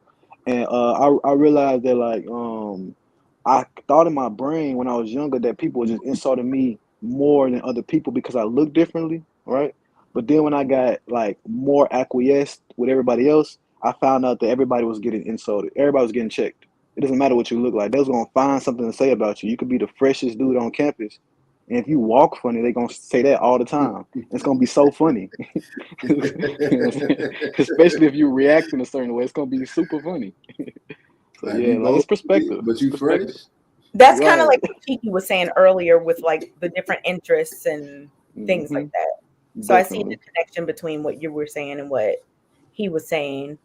Um, so we're gonna kind of do like a rotating caller situation right now. Um, so practical absolutes, I'm gonna keep you on. I'm gonna bring Sweet. up the next person, then I'm gonna get your last thought, and I'm gonna bring up the other person after that. Awesome. Little cycle of callers. Um, Hey, wait, and real quick though, real quick. Shout out to you for your moderating skills. You know, it's like people said in the chat, you deserve their flowers. You deserve the thank flowers. you, thank you, thank you, For what? What she do? thank you, thank you. Look, Cheeky is a hater. What? I Hater. asked her a question. Hoopy and absolute. Y'all see this hate, that hating, like Cheeky. I can't see nothing. Shout out to my brother. I can't see nothing. Come on, Cheeky. Appreciate you, I bro. thought we were better than this. I'm trying to figure out what you did. I missed it. Hater. Look, y'all put a one in the chat if Cheeky is a hater. Don't put a one in the chat. No, I'm just playing Cheeky. We love you over here.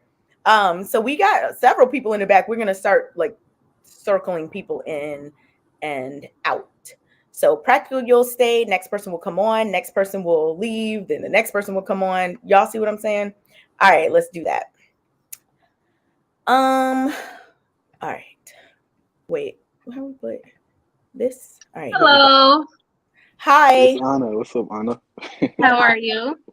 I'm Good. How are good. you doing? Great. I just want to come up here and say hi to everyone. I like your hair. Thank you. How is everyone today?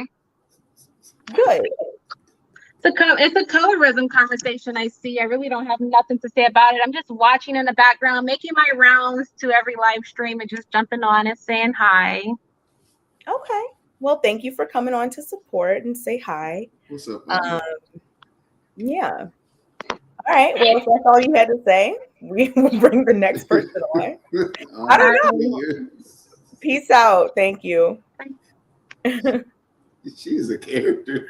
I don't know. So Most let's definitely. bring up Lamar next. What's up, Lamar? Are you here? Yeah, I'm here. And maybe only reason that I'm letting you come up with no pictures because I know you've been here for I'm about to turn my camera on.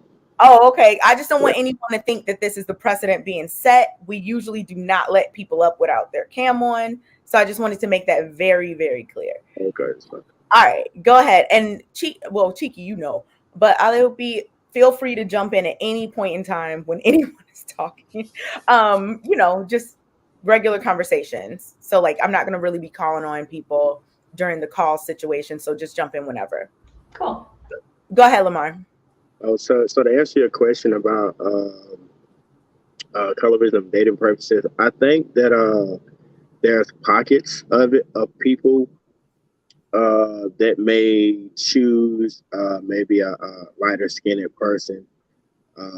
But I think it's going to really come down to each individual.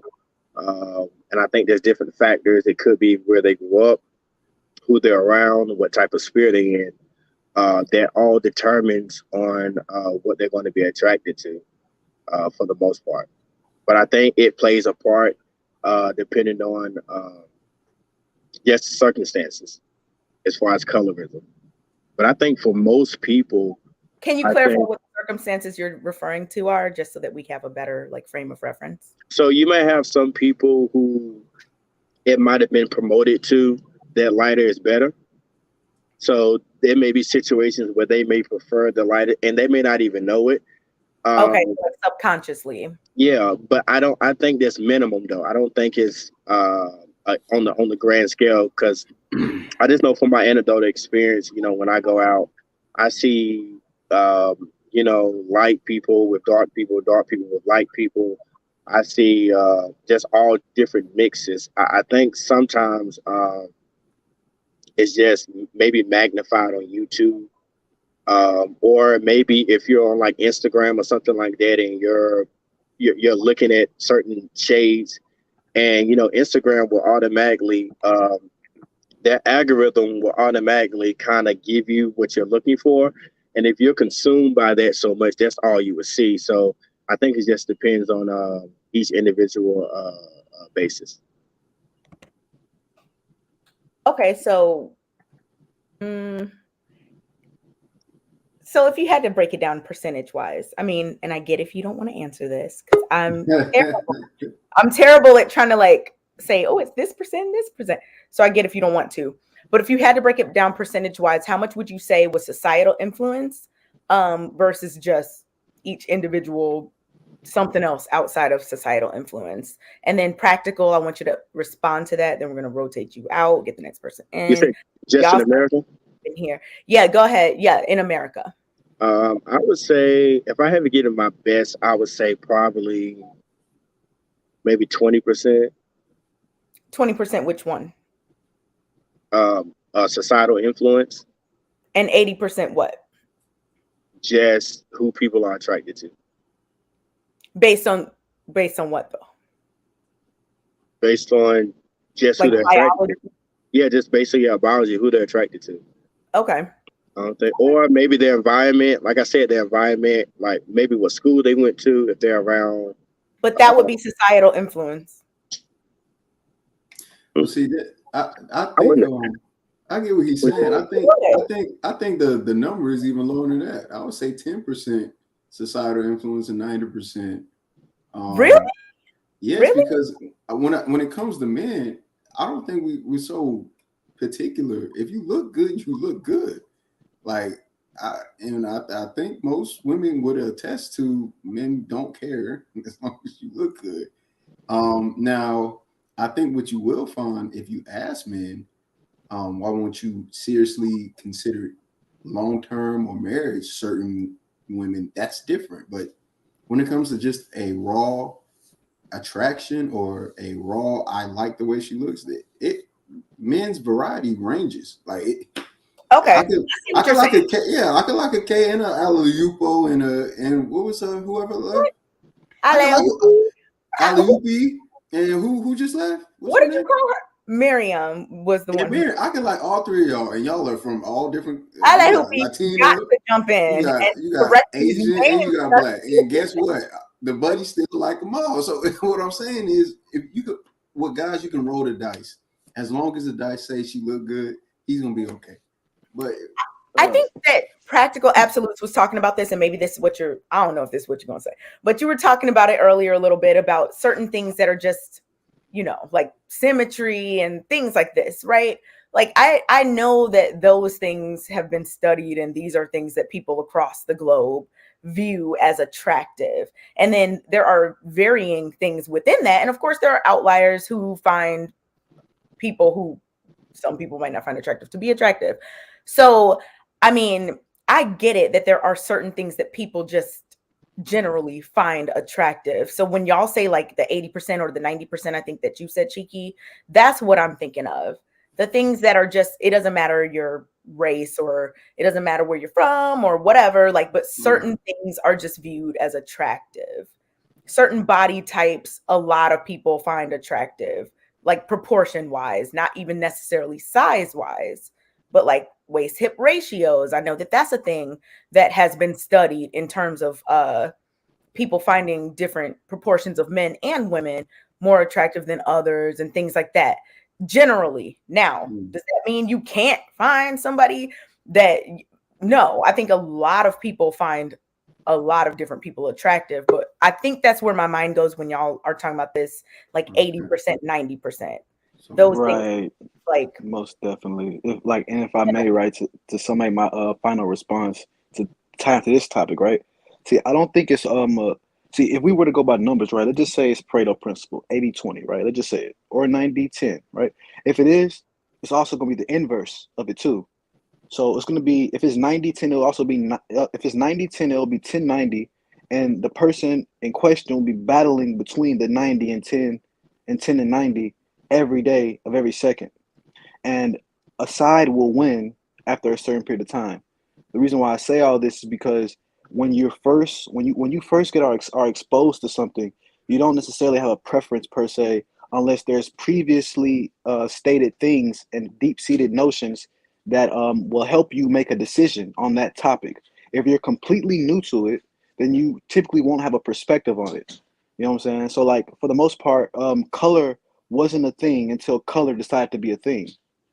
You know? You start losing me when you talk deep. I ain't gonna cap, bro. This happens every time you do this. I'll be tracking, and then you be like, boom. All right, so I get what you're saying. Let me try to sum it up in one sentence. When you were talking, I would like in my head, I'm not gonna lie, like I was thinking of those lyrics from Nas One Mic when he was like, Jesus died at age 33. That's 33 shots with 2 Glocks. It's 13 like, 32, which means that means one of my girls is older, 17. 17 yeah, 6 went into you. Like my brain just went there, and I was like, man, I'm lost. But you always talk on physics. No, I'm kidding. I'm kidding. You're good. No, you're good. You're good. But when you did start saying that, I was like, Nah, I get you. And like literally, my dad said this to me all the time. Like he said, I got to find a way to make statements. You know what I'm saying? Like I got to keep in mind how I'm saying the things I'm saying, because a good politician, for example, is able to say very intelligent things and have it be transferred to a massive audience, right? So I'm working on that skill currently. But if I can try to concise it together, putting it all together, right? Basically, I'm saying is that whatever your perspective is, outside perspectives will battle against that, and based on your fortitude in that perspective, you'll maintain that perspective or you will falter. No, that makes sense. No, Practical, you do make sense. I was just joking. And at every opportunity possible, I try to throw in that, because anytime people, it's like my own little inside joke with myself. I'm lame. No, you're not. Yeah. No, you're not. But I know, because every time people start trying to make like statistics, they'd be like, man, if you just add this, I'd be like, oh, I'm like one pin. It just goes, that's where my head goes. Not that that's what you were doing, but right. Nah, you're very intelligent, and I think that your perspective makes sense. I'm not confused about it at all. Sweet. Thank you. I appreciate you all. I appreciate Cheeky Butler. Aleupe. Yes. Aleupe. Okay, Aleupe. My man Cheeky Banner, Kay and Lamar. I haven't heard what you said yet. I mean, I heard what you said, you know what I'm saying, but I don't know what you can say after this, but Salute to all y'all. Great show. Stay You know in what the I'm saying? back somewhere. Put in the chat or do something. I'm just trying to make sure that we don't get too many people up here because you know how it turns out when it's a bunch of I people already know. talking and I don't have time. So yeah. Thank Big you so much, facts. Practical. Absolutely. Call back next week. Thank you for all your support always. You already know it. All right, who am I gonna bring up next? Let's see. And then you see what's going on, Lamar. So after they come, you gonna go. Okay. I just don't want anybody to feel any kind of way. I'm just letting y'all know what's happening. Let me see. We'll bring up in order of people that got in the back. That's the order we're going in. Anthony, hi. You are on mute. Hear me now? Yes. All right, I have a couple questions. I'm not Okay. typically in these circles with colorism debates and whatnot, but I want to go back to the hospital example that you gave. How does the individual distinguish experiencing racism versus colorism in that situation? So like I said, certain things were like the pulse oximeter situation. It was made to read on lighter skin. So that would be a colorism situation. Lighter meaning what? Lighter skin. Like the pigment. So like Not if pigmentation. oh, go ahead. Distinguishing between Chicky and K? Between Right. K Like and it would be more accurate on Aleopi than any of us. That's a colorism situation. The fact that they built a machine to work better and on a person who is lighter. That's colorism because it has to do with skin tone. There are South Asians who are way darker than there are Mexican people that are way darker than me, different, ethnicities that are darker than, any of us black people on the panel. But so that's why I'm saying it's colorism because it's skin color. And what was that? What was this the device? Pulse oximeter. And what is that? It measures like the amount of oxygen in your blood. So how does the skin color affect the testing? Again, the way that it was built, it used lighter skin as the standard. So if your skin is darker, it will not necessarily get as accurate of a read, which could be detrimental possibly, if you're going through some kind of oxygen situation or some kind of lung thing. Like, so I don't know the science behind how that thing was built. You would have to look that up. I'm not trying to talk about more than what I know. Bill, now the science guy head ass. I'm gonna be like, the infrared beams. No, I don't know, but I do know that the standard was lighter skin, so therefore the read on a darker skinned person would not necessarily be as accurate, and that's a problem because that can be a health situation that could be detrimental for someone. You can look that up. That's not my opinion. No, okay. No, that's fine. I just never heard this before. Like I said, I'm not in these circles. Yeah, so just look it I up. have more questions than anything else. You could probably Google pulse oximeter racism and it will probably come up somewhere if you did that. Okay. And I also have a question on I got the idea that certain in society we need to change the perception of how we view darker skinned people, regardless of the race generally. But how do you propose that you go about that situation? In terms of like dating, I guess. How you would Are you just asking in general or are you asking someone? just in general. Just in general. Anyone can answer the question. Anyone? Well, let Ali Hoopy talk. She ain't talked this. Yeah, I was going to say I was just about to ask if she had what do anything. you think about that question? Can you repeat it real quick, Anthony, just so we're all clear? I was asking how do you ask the public to change their perception about darker skinned people in a relationship to things like dating? Because I don't think that's something that you really can do.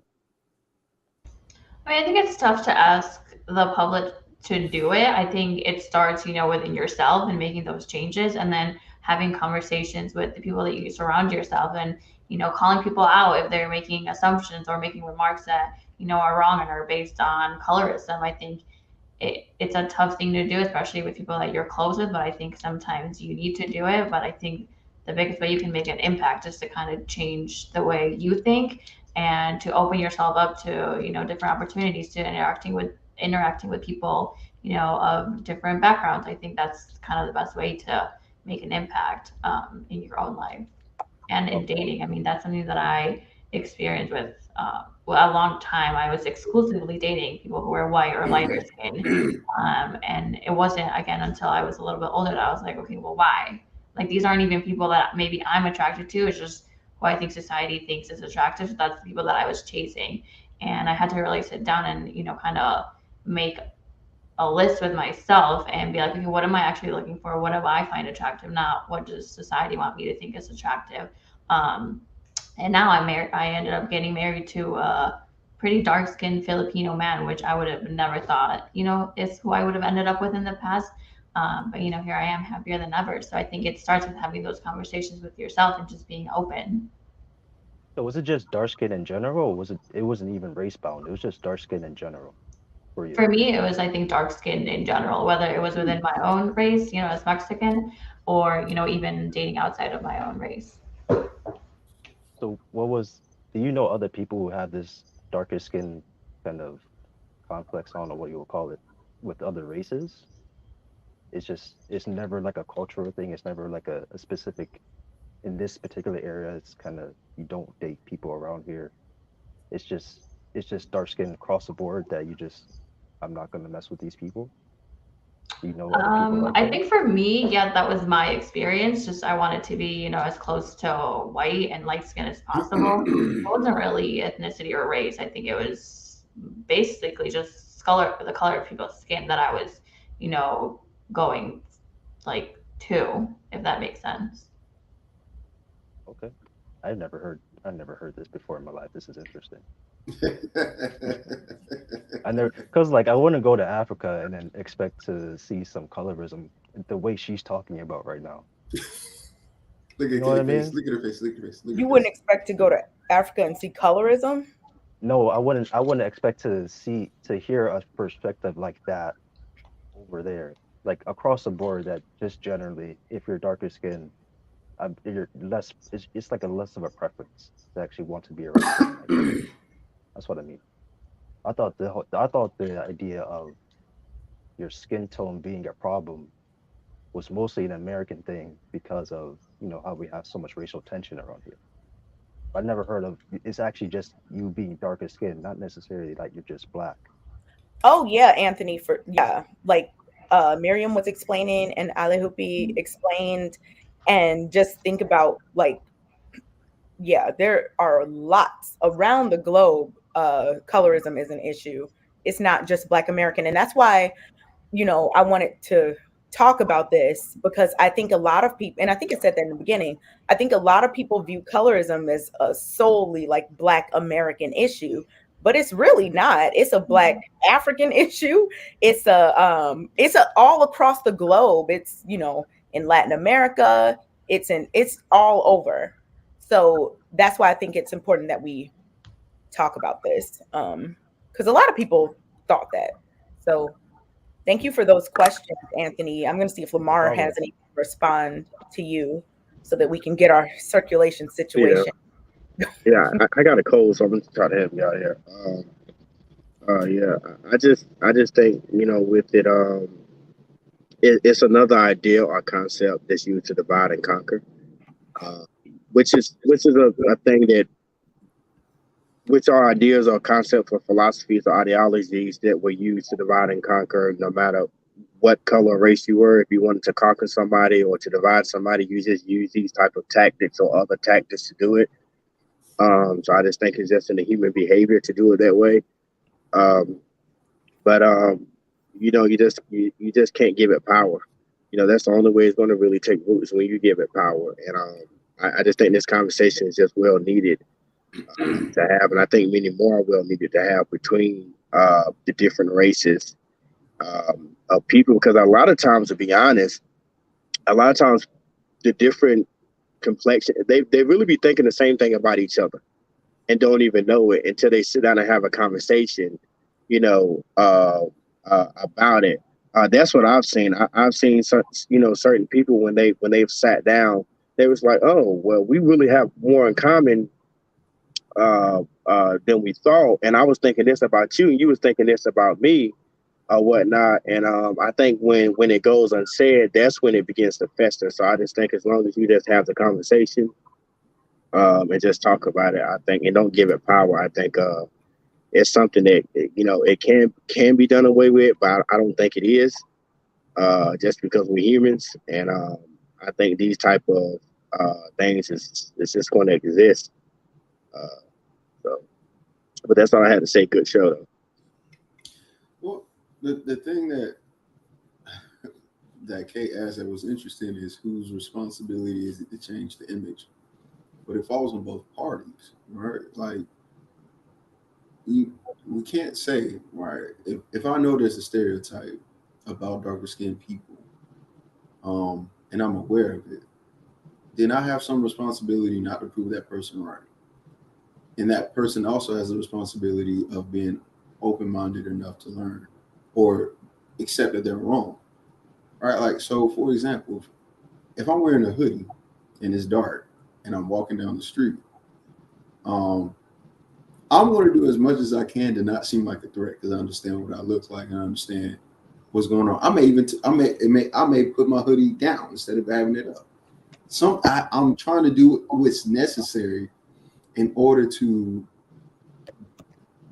defend against that because I know that's the reality of my situation. Instead of living in this world of idealism and utopic thoughts, let me just live in reality and let me try to change what I can, do what I can, because that's my responsibility on my end. The other person, all they need to do on the other end would be have an open mind, I guess. But I think it falls on both instead of one side. So, I see. I want to ask a question about what you just said. All right. Isn't what you said? Thank you, more Lamar. so- Thank you. Have a good night. You too. Isn't what you said more so to do with racism than colorism? Because that sounds like an American thing. Because you said stereotypes about darker skinned people, and then gave the analogy of you wearing a hoodie. Right now, But that's not again, I want to call that a stereotype across the board of all dark skinned people, because this is across all races. I would call that. Well, I'm speaking within the race of black, right? Like I don't. Yeah, so that would say that would be racism, not colorism. But what I'm saying is, even within the race of black, there's still a scale, right, or degree of how dark somebody is. So, for example, Saint pretty light, so I'll just use him as an example. I see Saint in a hoodie, and I can just see his face. My natural reaction isn't going to be he's a threat. But if I see somebody like Mr. Moore and he's dark with dreadlocks, I may go, that's a threat. And they're two different colors. And the reason why I would say it's a threat is because of what I would have associated with darker skin and what do you call it? Aggression and the quickness to violence and quickness to temper. That's the colorism part that I'm talking about. Would you do that for a dark skinned Filipino? That's kind of what I was asking earlier too. Would I do that for a dark skinned Filipino? I don't know. I don't know what they look like. I have no real interaction with them. I would do that to a dark skin. I would do that to a dark skin. What do you call them? Ethiopian. Not gonna lie, because I've interacted with them. Maybe, I guess that still falls under black instead of African. I don't know. I don't know how that works. So this is what we're gonna do, Anthony. We're gonna get your last thoughts, and then we're gonna rotate you out because there's still some people in the back. I don't like to have more than like 6 because it just becomes chaotic. So we're going to get your last thoughts. We're going to go to, I want Mr. Moore and Saint to respond to what Cheeky just said, because what? And then Definite G, you've been waiting patiently, so you will get in after them. And then I'm going to bring up another person so that there's 6 once Anthony rotates out. So Anthony, what are your final thoughts? No, I appreciate coming up. This is my first time ever being on one of these shows. Thank you so much. Yeah, first time I've seen you. Thank you for. I'm usually in the chat, so I just decided to come up because I thought the conversation was interesting. Thank you. Be sure to call back in next Monday. Thank you for your support, and we appreciate your questions. All right, thank you for having me on. Thanks. Have a good night. You too. All right, Mr. Moore, and Saint. I don't know who want to go first. Who wants to go first? Mr. Moore, you go first, since he said that you were the one that was the most just scary, I guess. Yeah, Mr. Moore, you're definitely the threat. Like, what? Okay, so I really want you to respond to that because that's problematic. So just how do you feel about what he just said? And then Saint, we're gonna get your input on the other side of that, and then Definite G, you right after them.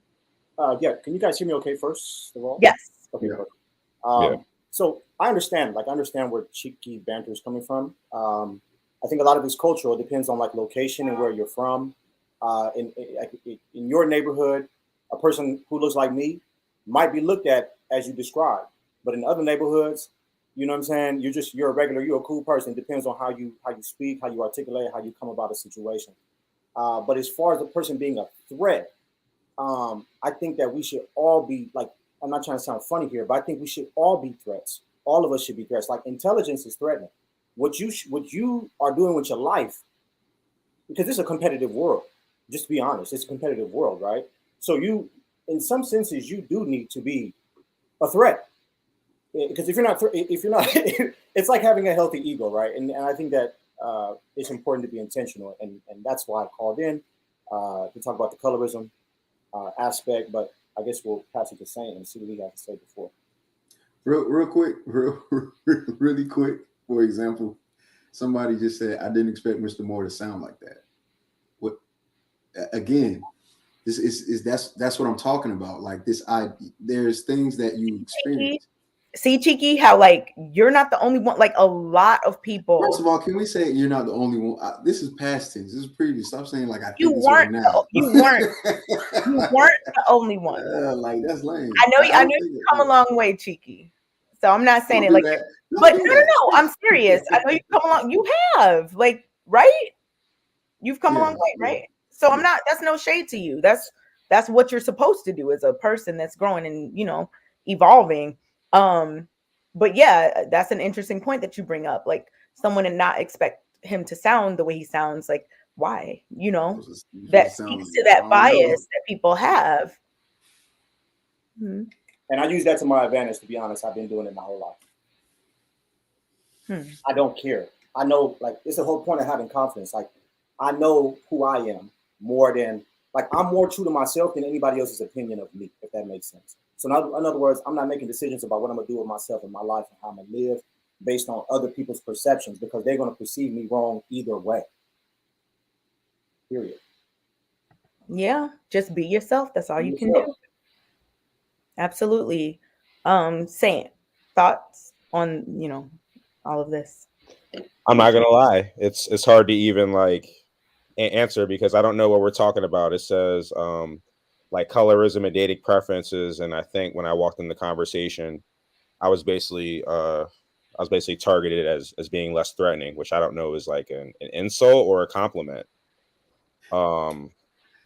It was an example. No personal jab, by the way, just to let you know. No, I'm being a little facetious. Okay, I guess you got to make sure. So, Saint, you can, whatever compelled you to call in the first place, you can discuss that first, or we can get into what Cheeky said and like that.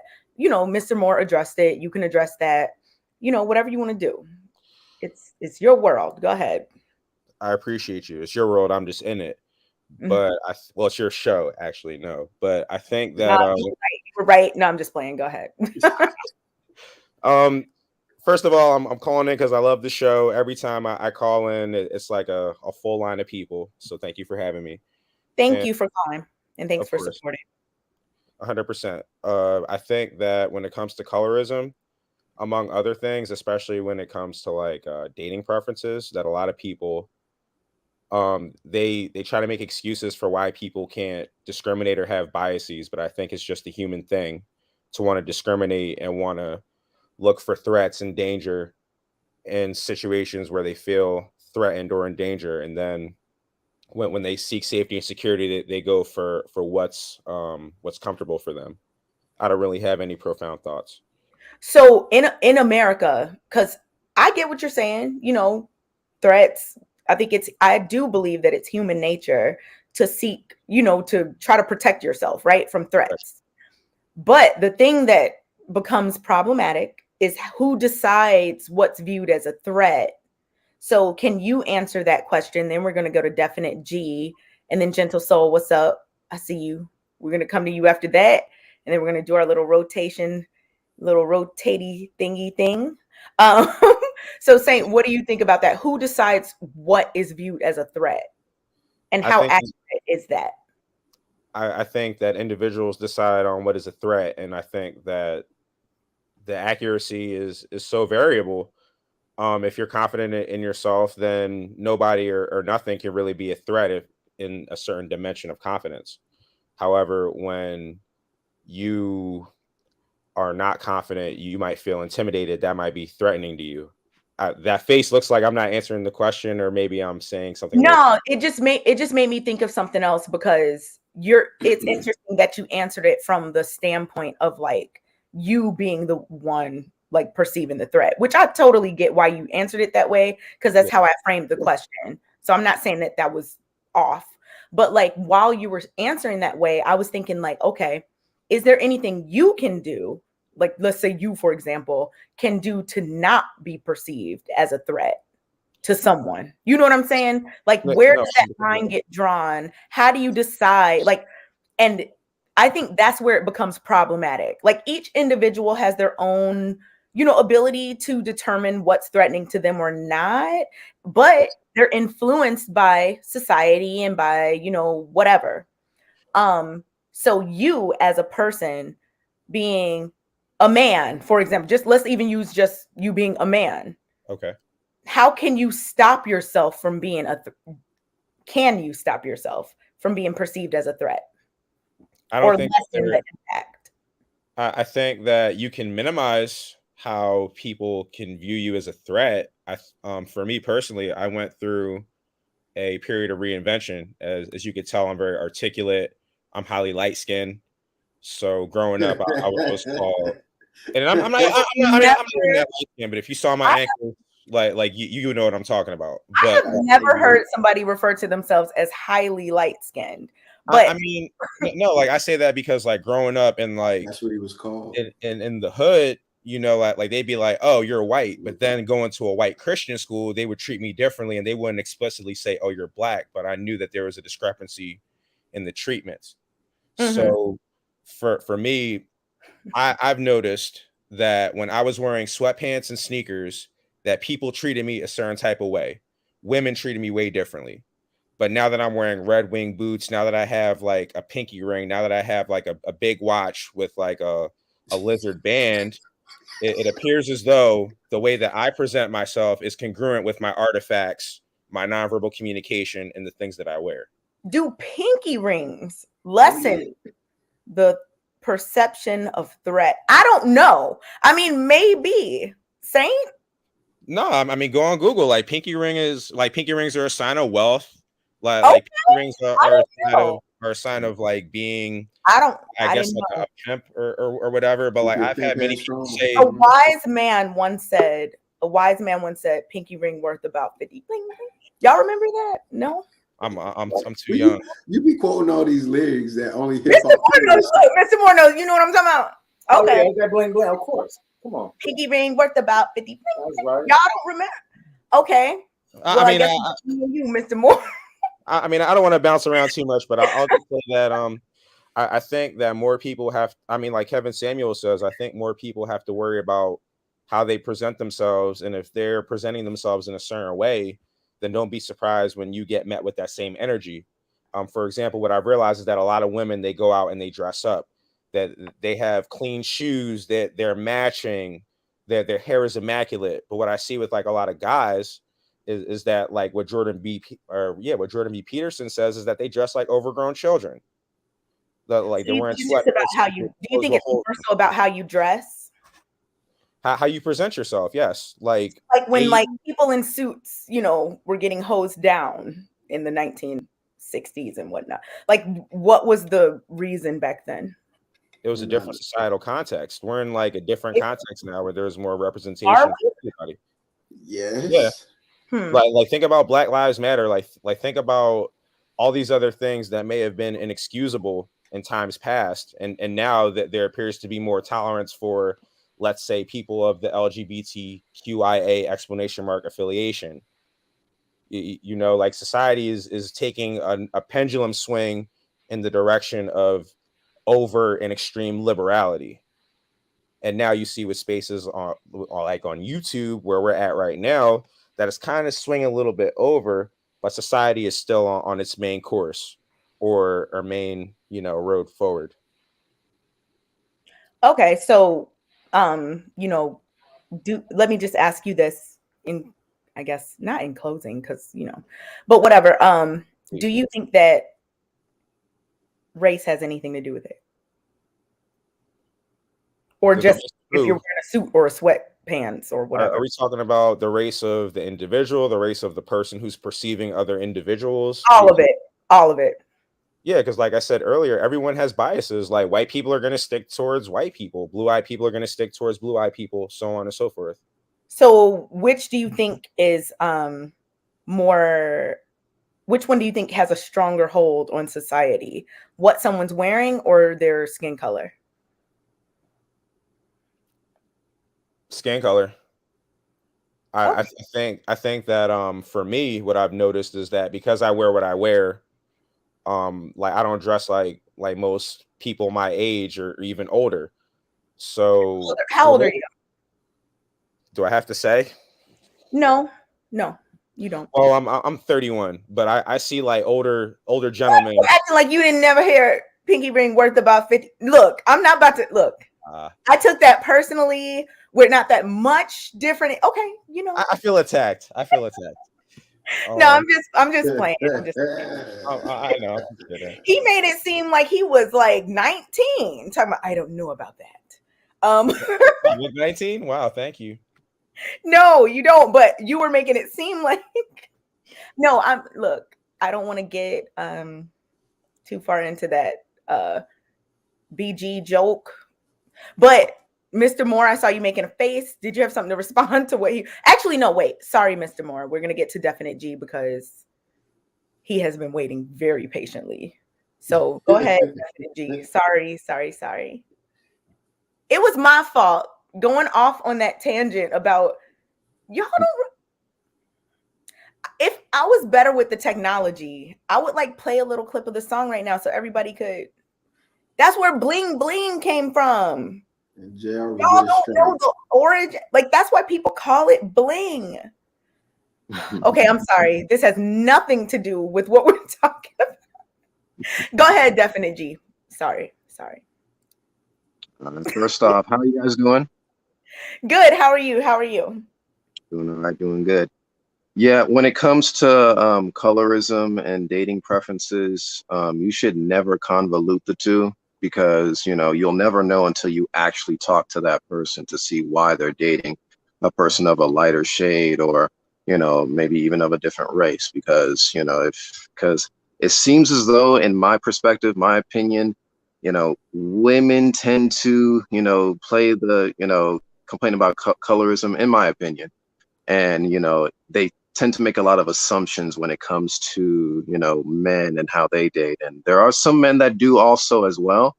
But at the same time, you should never convolute the two when it comes to actually seeing what that person actually likes. So it's really more that, you know, actually have a conversation with that person. Actually say like, hey, you know, why do you prefer this person over, you know, this person, or lighter skin or darker skin? So you'll never know until you actually talk to the person. So yeah.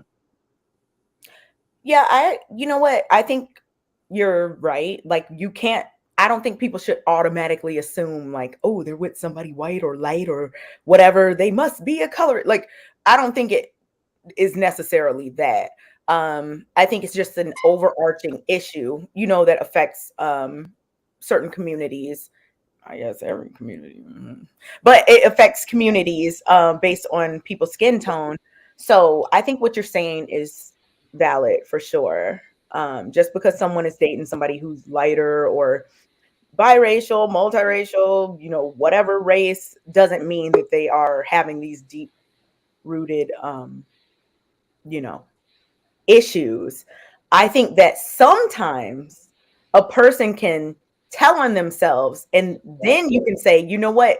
Yeah, you have some issues. Like if you're constantly speaking negatively about the women in your own race, and I'm talking about any race of person, any race of man, if we're talking about a man dating a woman or whatever. If you're constantly speaking negatively about the women of your own race and you're uplifting the ones of another race and you're saying this other race can do no wrong, then that's a different story. Like, yes, there might be some issues here, but just in general, like if you're just walking down the street and you see somebody with somebody, you can't assume that they are that type of person necessarily. So And I want to play devil's advocate a little bit, because especially when it comes to you saying that if you're referring to black men, if they're bashing their own women in preference or raising up the other, is it bashing, or if it's true, if there has some sort of truth to what they're saying, is it bashing? Like, is it truly negative if if you're seeing the BS right in front of you and then you're calling it out, and maybe that's the reason why they're dating outside their race, or maybe they're dating a person of lighter shade, but would it be completely negative if it's actually true?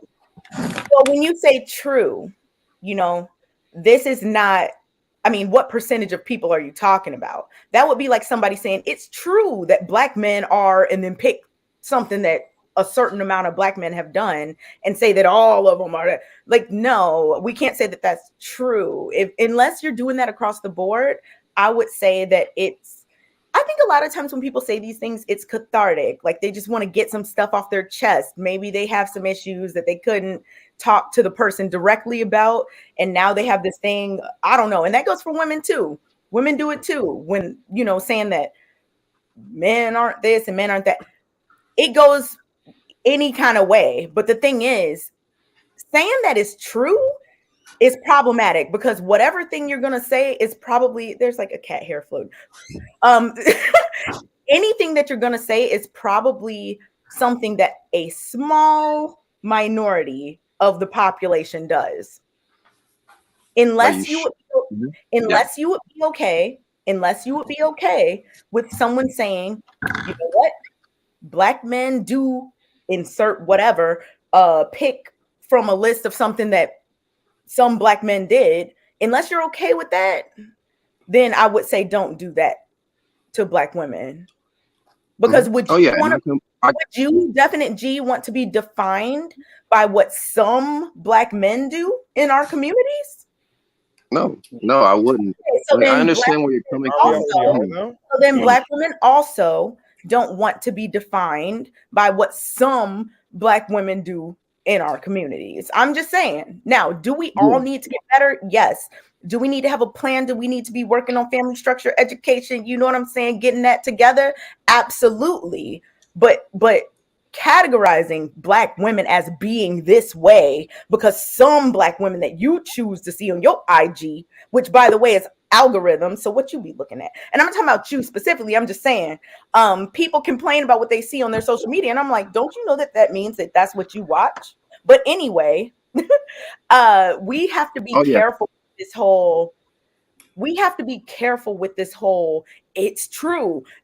Do you understand how dangerous that is? Because it's true that black men do certain things. It's true that black women do certain things, but should we be defined that way? And that's why people can shoot down black people in the street and people be like, well, they must have done it. No, we cannot perpetuate that nonsense. And that's why I had to stop you right there. So before you get real comfortable saying, ooh, well, it's true. How true is it? What data do you have? I understand, because I understand where you're coming from. Yes, like making blanket statements about a group of people or anything that's like ignorant. That is true. No, I wasn't making a blanket statement. I was just saying, like, with what they're saying, what they saw with their own eyes, was it true? And so I was never saying all black. I never said that. It's true that those people. It's true that those people are doing that.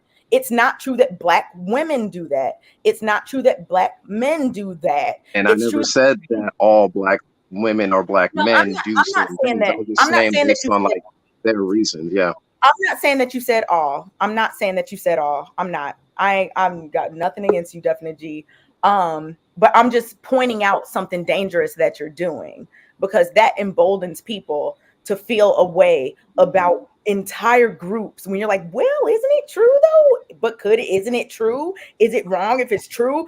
But the thing is, it's not true.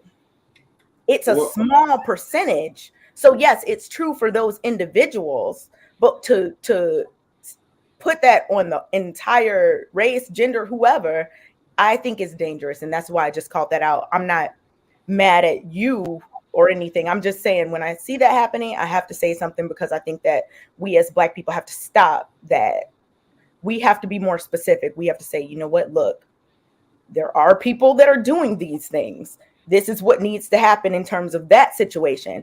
Is every Black person, like in Chicago, some people think everybody is out here just shooting people. They're not. It's a small minority of people that are shooting. Like, if you walk through a neighborhood on any given day, it's not like you're dodging. Like, it's not the way that people make it seem. And I think it's dangerous to say, like, well, that's what they do. That's what they do. Because then it desensitizes you when things start happening to us. And that's exactly what some people want to happen. And I don't think we should let that happen. So if again, it gets confusing sometimes, right? Because,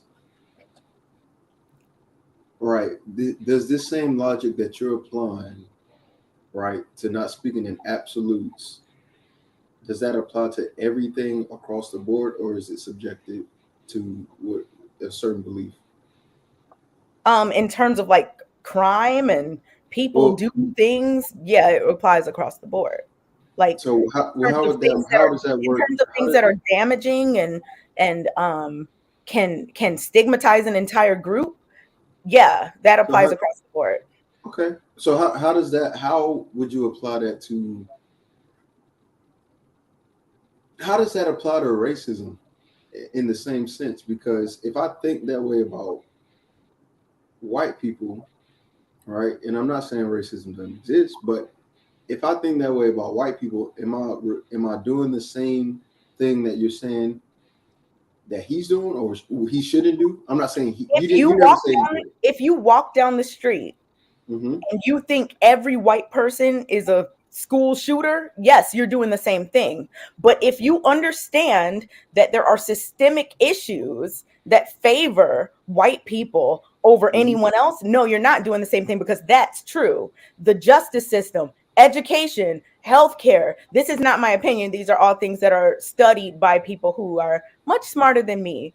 So these are things that we can look up. So yes, on an individual basis, if you're saying every white woman is this way, or every Black woman or Black man, yes, on an individual basis. But the difference between what I get where you're going, but I'm a detour that, because I've heard this argument a million times. But are we doing it to them? No, because there is no systemic structure for Black people to do this to white people. It's all individual.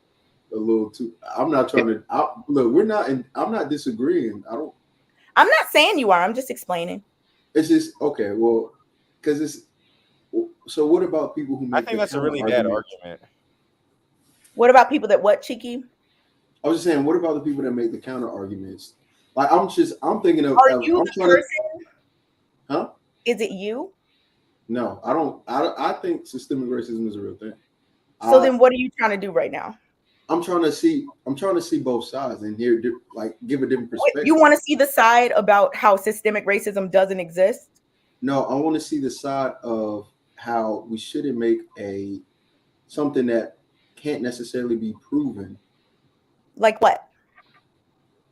Like, for example, trying to prove racism on an individual level is very hard to do, right? Because it would require the person that's experiencing it, whoever is basically enforcing that racism, right?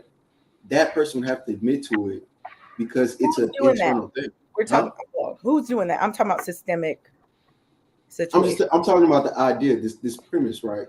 Definite G made a statement, right, that Black women are, well, not, he didn't say like all Black women, but basically, if he makes a statement about Black women, right, and say it's a fact, Right. It's based off of his experience and based off of what other people are saying. I'm assuming is what you would say, right?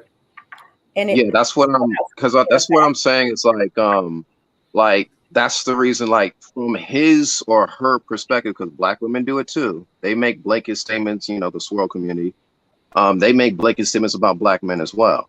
So with that being said, if they saw issues and that's the reason why that pushed them over to date either lighter skin or outside their race, could you say that they don't have any sort of credibility or merit to what they're saying? people's experience is their experience. My issue But it is doesn't make it a fact. my Right? issue is when someone says that their experience is everyone's. Imagine a woman gets assaulted by a man, and now she says all men do this thing. Would y'all be cool with that? No, you wouldn't. So if you're not cool with that, if you're not cool being lumped in with all the predators of the world who have done these different things, then you should not be comfortable lumping all women in with whatever you might have seen. A person might have been abused. They might have been abused their whole life. A person might have been R-worded, raped, anything. Should they think that every single man is that way? No. Should they think that every single person who comes their way that looks like the person who, you know, hurt them is that way? Not necessarily. Like, no. So I just don't understand how you can think that it's fair to do that on one hand, but then let some black women do that. Y'all up in arms. Oh my goodness, black women are saying black men. No one likes it either way. And I'm saying we need to stop. Like, let's just stop. It's not, oh, well, is it true? No, it's true for the women you saw twerking. It's true for them. They were twerking. It's true for the men that did this thing. It's true for them. It's not true for everybody. And to just put everybody in that group, it's problematic. It's really problematic. Let me just Can I ask you a question? That is self-hate. That's like damn near the definition of self-hatred.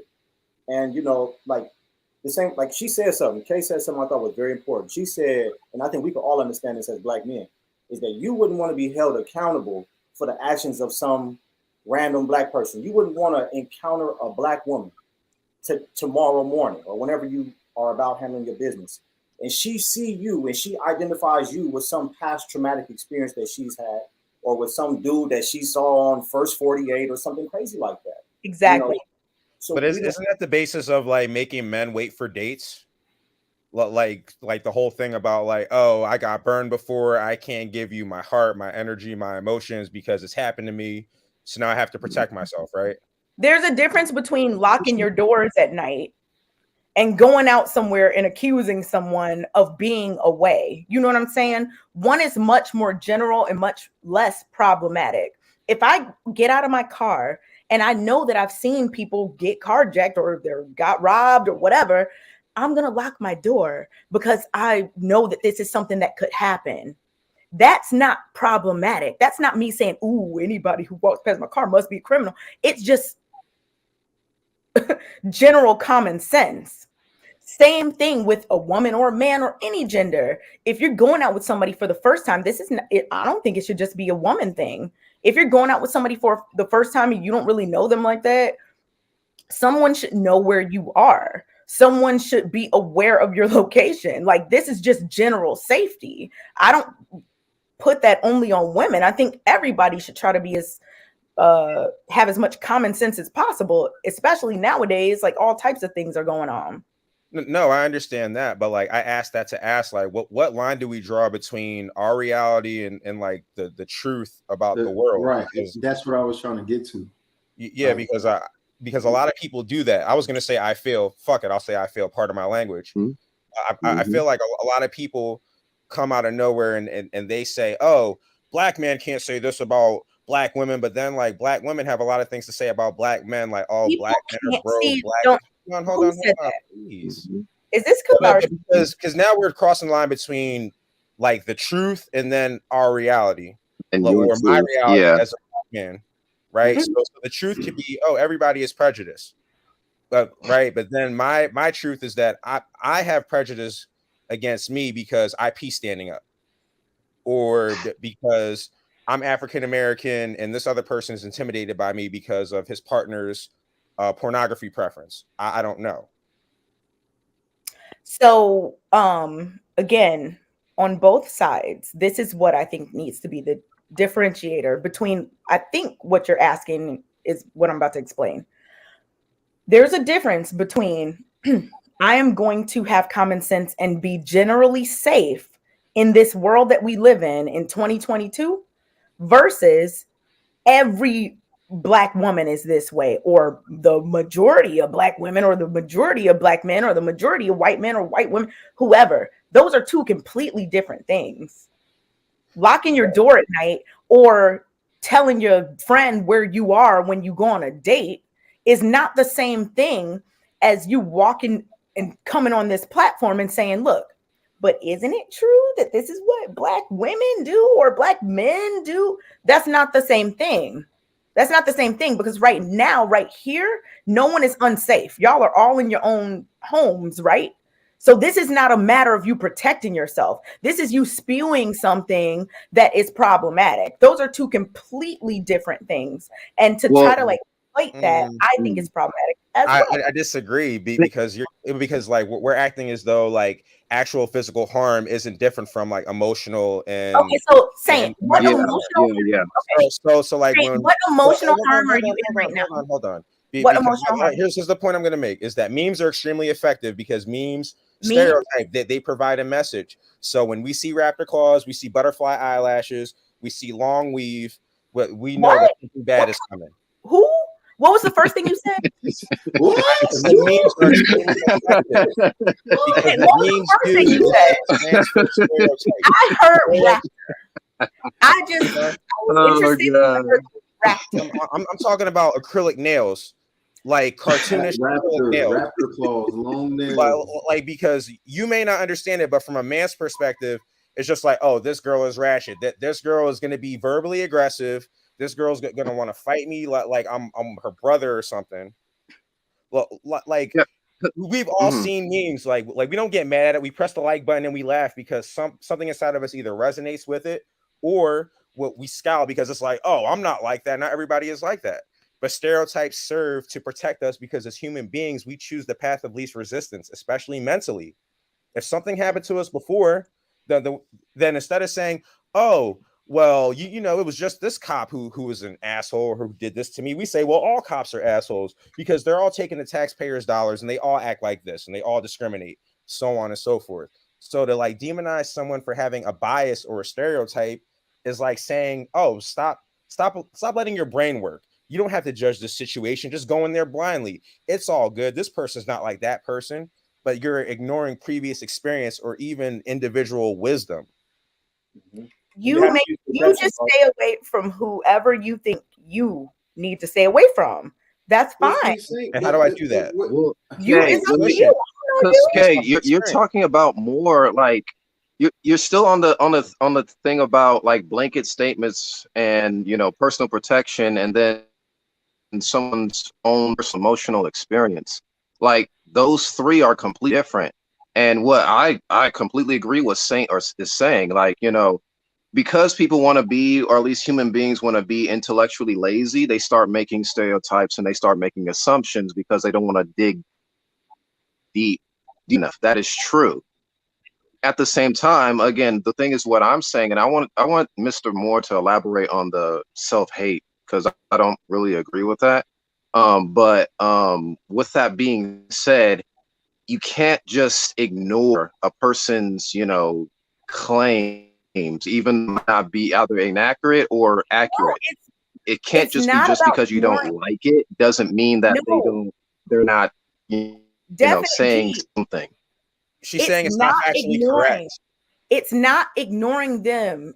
I even said, like, if something happens to you, I understand you being more cautious about certain things, but coming onto a platform and saying, and I'm not saying this what you did. I'm not doing anything to you, Definite G. It just reminded me. Let me put it that way. If you come somewhere on platform, I know. If you come onto a platform or if you write a Facebook post or you do whatever, you're on IG, wherever you are, spreading your message, not you, but general you, about how it's true that insert whatever group is this way. I think that's problematic. Now, that's different than saying I've been in this situation, so I'm going to be more cautious. I'm going to do this and that. Fine. I mean, I get that people's experiences are valid. If you have only encountered a certain type of people, find the people that you like. I'm not mad at that at all. I'm not going to say, oh, you got to be forced to be with this person that you don't want to. Do whatever you want. Nobody cares. At the end of the day, no one cares. Definite G, you could date any type of, no one cares. That's where I think the problem comes in. I think people think others care more than they do. No one cares. You could date a white girl, a Latina, a black girl, Asian, whoever you want. No one cares. The only problem comes in, and the only time you're probably going to get pushback from me, at least, is where you start saying, I'm doing this because Black women are like this. And the thing is, if that's how you feel about all Black women, seek therapy. Nothing wrong with it. I think more Black people need to seek therapy. If you have a situation, male, female, anyone, if you have a situation where you think all Black men are this way, or all Black women are this way, or anything like that, you should find some help to get you, grounded, so that you can really see and heal. I don't think there's anything wrong with that. Like, what about the all broke men argument or the all short men argument? I don't know those arguments. Like the arguments of like, oh, I'll never date a short guy because short guys are this, or I can't date no broke guy because I dated a broke guy one time, and I can't rely on these niggas because these niggas is this and that, and this broke guy did this. But that's different than broke guys, though. If someone is saying that they can't, you asked. If someone is saying, but the thing is that they can. You see it all over the internet. You see it on Twitter. You see it on YouTube. You see it on Instagram. If someone is saying that they don't want to do this thing, just if you say, I don't want to date a Black woman, okay, fine. No one cares, Saint. Date whoever you want. The issue, like I said before, is saying that this is how Black women are. So if someone is saying all short men are this way, yeah, that's problematic. I agree. So why don't we check it? Like, why is it that we're just talking about? Check it. I always say short kings need love too. I've checked it on the Thursday show before. Like, I don't have any issue with anybody of any height, of any gender, of any. Right. I've checked it. You guys are speaking on a broader sense, right? Which is what I was, attempting to do. I was trying to bring in something that she more aligned with and got grasp understanding, because Kay based off of what I'm hearing, she doesn't seem to be in the spaces where she hears all these arguments about men from women. She kind of go to do what she need to do, move on about her life, right? She's not on the internet like everybody else is, so a lot of these things go over her head. So you guys are saying, what about these things? But that's why I was asking, does this principle apply across the board? And she seems to be saying yes. She's not disagreeing that those things are wrong, but you guys are literally using talking points that she's not familiar with. And I'm not saying like doing it on purpose, but she doesn't know about this stuff. And I can tell from the look on her face, like, that's wrong. That's wrong. I was trying to do the same thing y'all were doing, just to make sure it was across the board. And she sounds to be like, yeah. So is it that there are spaces where somebody wants to see me commenting like, no, girl, don't do it, so that they can believe that I believe like that? Well, that is somewhat what men in the manosphere or like in this space is looking for, some form of. Sometimes people be like, if the tables were turned, and I'm like, yeah, if the tables were turned, I would say the same thing. Right, but again, since you're not in these spaces and you're not really active in that way, I wouldn't expect that from you, right? And trying to personalize these things to you is not the best example. So is this a venting situation where people are venting things that they heard other places, and I should just sit back and listen? I don't understand that. It's not a venting situation. It's more like it's more so, do you see the hypocrisy of today's women and how they're able to do these things? But whenever, a man were to say this is what women do, there's pushback, right? I think, honestly, there's pushback regardless of who. I think there's pushback if a woman says something. I get the most pushback me and Kayla get the most pushback. Y'all get pushback for different reasons. But we don't even be saying anything. Like there's pushback. Like people get pushback when you put your opinion somewhere amongst strangers that don't know or care about you. There is going to be pushback. Now, let me ask this. Is there, do you all get this same, and gentle soul, you have been such a gentle soul. Yes, you've been very patient. Because yeah, but do y'all get the same level of pushback in your real life? Just yes or no, real quick. Let's just go around real quick, and then we'll bring the next person on. Blah blah blah. About what? Do y'all get the same level of pushback about everything we just talked about the whole, like, Cheeky, you mentioned like these spaces and all of these things. Do you get that same feeling as you get in some of these spaces where these women are doing this or that? Do you have that happen in your real life? Yes or no? With the women? Can you give an example? No, because it's based on. I'm gonna just answer yes or no. But with the women, go ahead. Well, with the, just to clarify, with the women and stuff. Yeah, like how you just mentioned the women in certain spaces that I don't understand.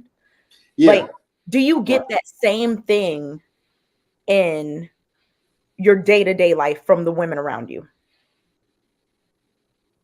What does that mean? Like, I'm just asking him, Saint, can you just wait? Hey, I need clarity too.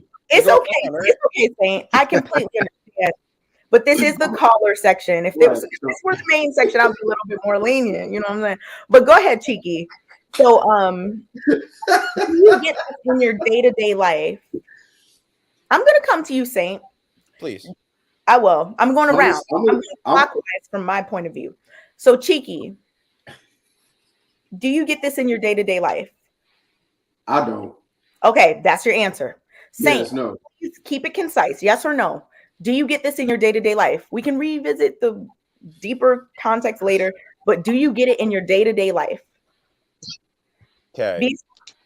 If you can't answer, it's fine. We can skip you. What is it? That is what I'm asking you. Whatever you see in these streets of YouTube, you mentioned something about short men. You mentioned something about people who can't date somebody broke. You mentioned those. You did. So yes, do you see all of this in your day-to-day life with the women around you? I do, yes. Okay. Definite G. Do you see it in your day-to-day life? The things you complain about women, not saying you've complained, but like think of your biggest complaints. Do you see them in your day-to-day life with the women around you? No. Okay, so we got 2 no's, 1 yes. Mr. Moore, do you see this in your day-to-day life with the women around you? No. Okay, that's 3 no's, 1 yes. Gentle soul. It's not looking good, fellas.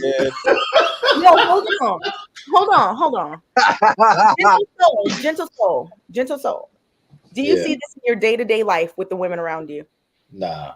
Oh, perfect. So we got 4, 1. Now hold on. Ain't looking good, Kay. What are you getting at, Kay? What are you getting at with that? What do you mean? What am I getting at? What I'm getting? What's the? I'm gonna tell you. It ain't looking good, Kay. I'm going to tell you. The thing that I'm getting at with this is a lot of people. Can you please mute? Sorry. The thing that I'm getting at with this is that a lot of people are mad about things that they don't even. Why are you mad? Because you saw somebody in a comment section say they wouldn't do this, but you ain't never seen it in your real life. You don't even know that person. Who cares? Now wait, I'm not saying that you can't have a feeling about something in a comment, because I have read some comments and been like, what are y'all talking about? And been on my Kermit the Frog typing. I have done it before. So I'm not invalidating that. It's valid. But when we take a step back, what is happening in your life and what are you mad about? If there's something you're mad about in your life, act on it. If you're mad about something in the internet streets and taking that to real life and now you fired up, rethink it. Take a step back. Maybe talk to somebody, go outside, go for a walk, sit in some grass. There's a lot of things to do. No. And that's not any shade. It's not. Because literally, like I find myself sometimes being like, man, and then I'm like, wait a minute. Literally just close my computer. It's not even a thing. So Wait, just a second. What about those who have experienced these things and are trying to prevent them? Right? Like I may not of experience course, experience these things currently because of my current situation and who I'm involved with. But if I do have knowledge and understanding of that struggle or that particular what do you call it impediment that may be going on, I can speak on it, right? So you can speak on whatever you want. You just have to think about, are you wasting your time? Now, you could be, now we're getting to okay. Go ahead. you could be talking like, I don't know who you have in your life. I don't hardly even know you. We've talked on here. You're cool. We cool. But I don't know much about you. You know what I'm saying? In your regular life.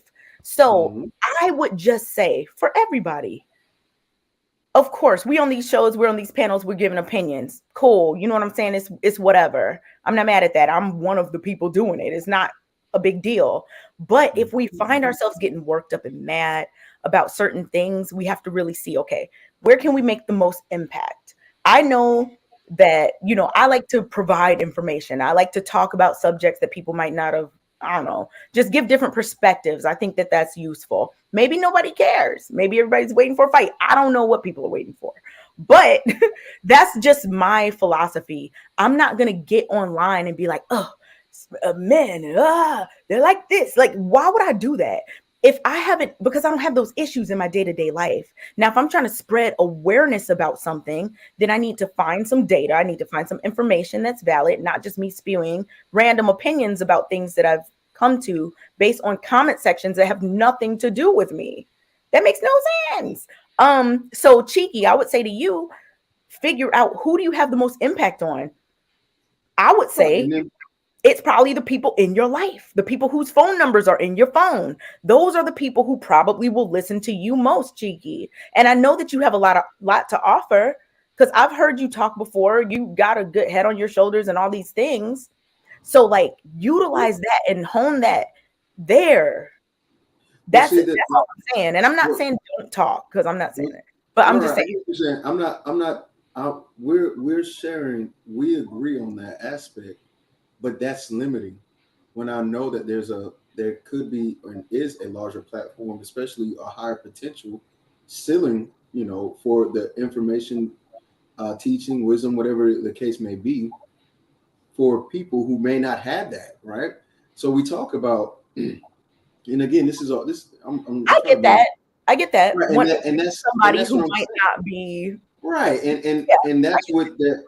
So I don't want to demean, or not demean, but diminish the potential of somebody having a voice and a platform and a particular charisma or influence and able to create or have a better outcome, whether it be relationships, manhood, whatever the case may be. So while it can start in my phone, sure, it could also start here. And I don't want to make it seem as if it's not important or it's not necessary, because I think it is very much so. But I think a lot of the times when women do hear about these spaces and hear about this stuff, they tend to demean it as I have to get taking back your on. podcast on somewhere else. And it's like, dog, well, I'm just speaking on my experiences and what I think could help someone else. So what makes you think that I can't, why cannot express this without you being so butthurt? You can not you per se, not UK, right? But I know. This is the idea that theory, right? I know. You can express whatever you want. And this is what I tell people all the time. You can express whatever you want, but you can't expect that it's going to be a therapist's couch. People are going to say something back to you if you are in an online space. Like you can't be like, you can't say, why can't I say what I want? And then when somebody responds, be like, oh, why are you saying it? What? You're gonna what? It goes both ways. I know. But it goes both ways. And it's like you cannot, you can't think, oh, I get to say what I'm going to say and no one should respond or else they're bad. No, they're going to respond with just the same energy, less, more, whatever. You don't know because you don't know these people. You're not talking to your mom. You're not talking to your dad. You're not talking to your cousin, your friend. These are random people that you don't know. So whatever Okay. pushback you get, and as long as people aren't just out here acting just crazy or disrespectful, people might have a differing opinion, and that's fine. So do you think, or are you willing to say, or let me, do you think that women are protected in their speech towards men, but men are not protected in their criticisms towards women? Online? Just in a general sense. I think that in general, like if we're talking about online, especially, I think pretty much anyone can say whatever they want online, unless you're famous. Now, if you're famous or something, there are, you know, no matter what gender you are, you can get canceled based on certain things you say.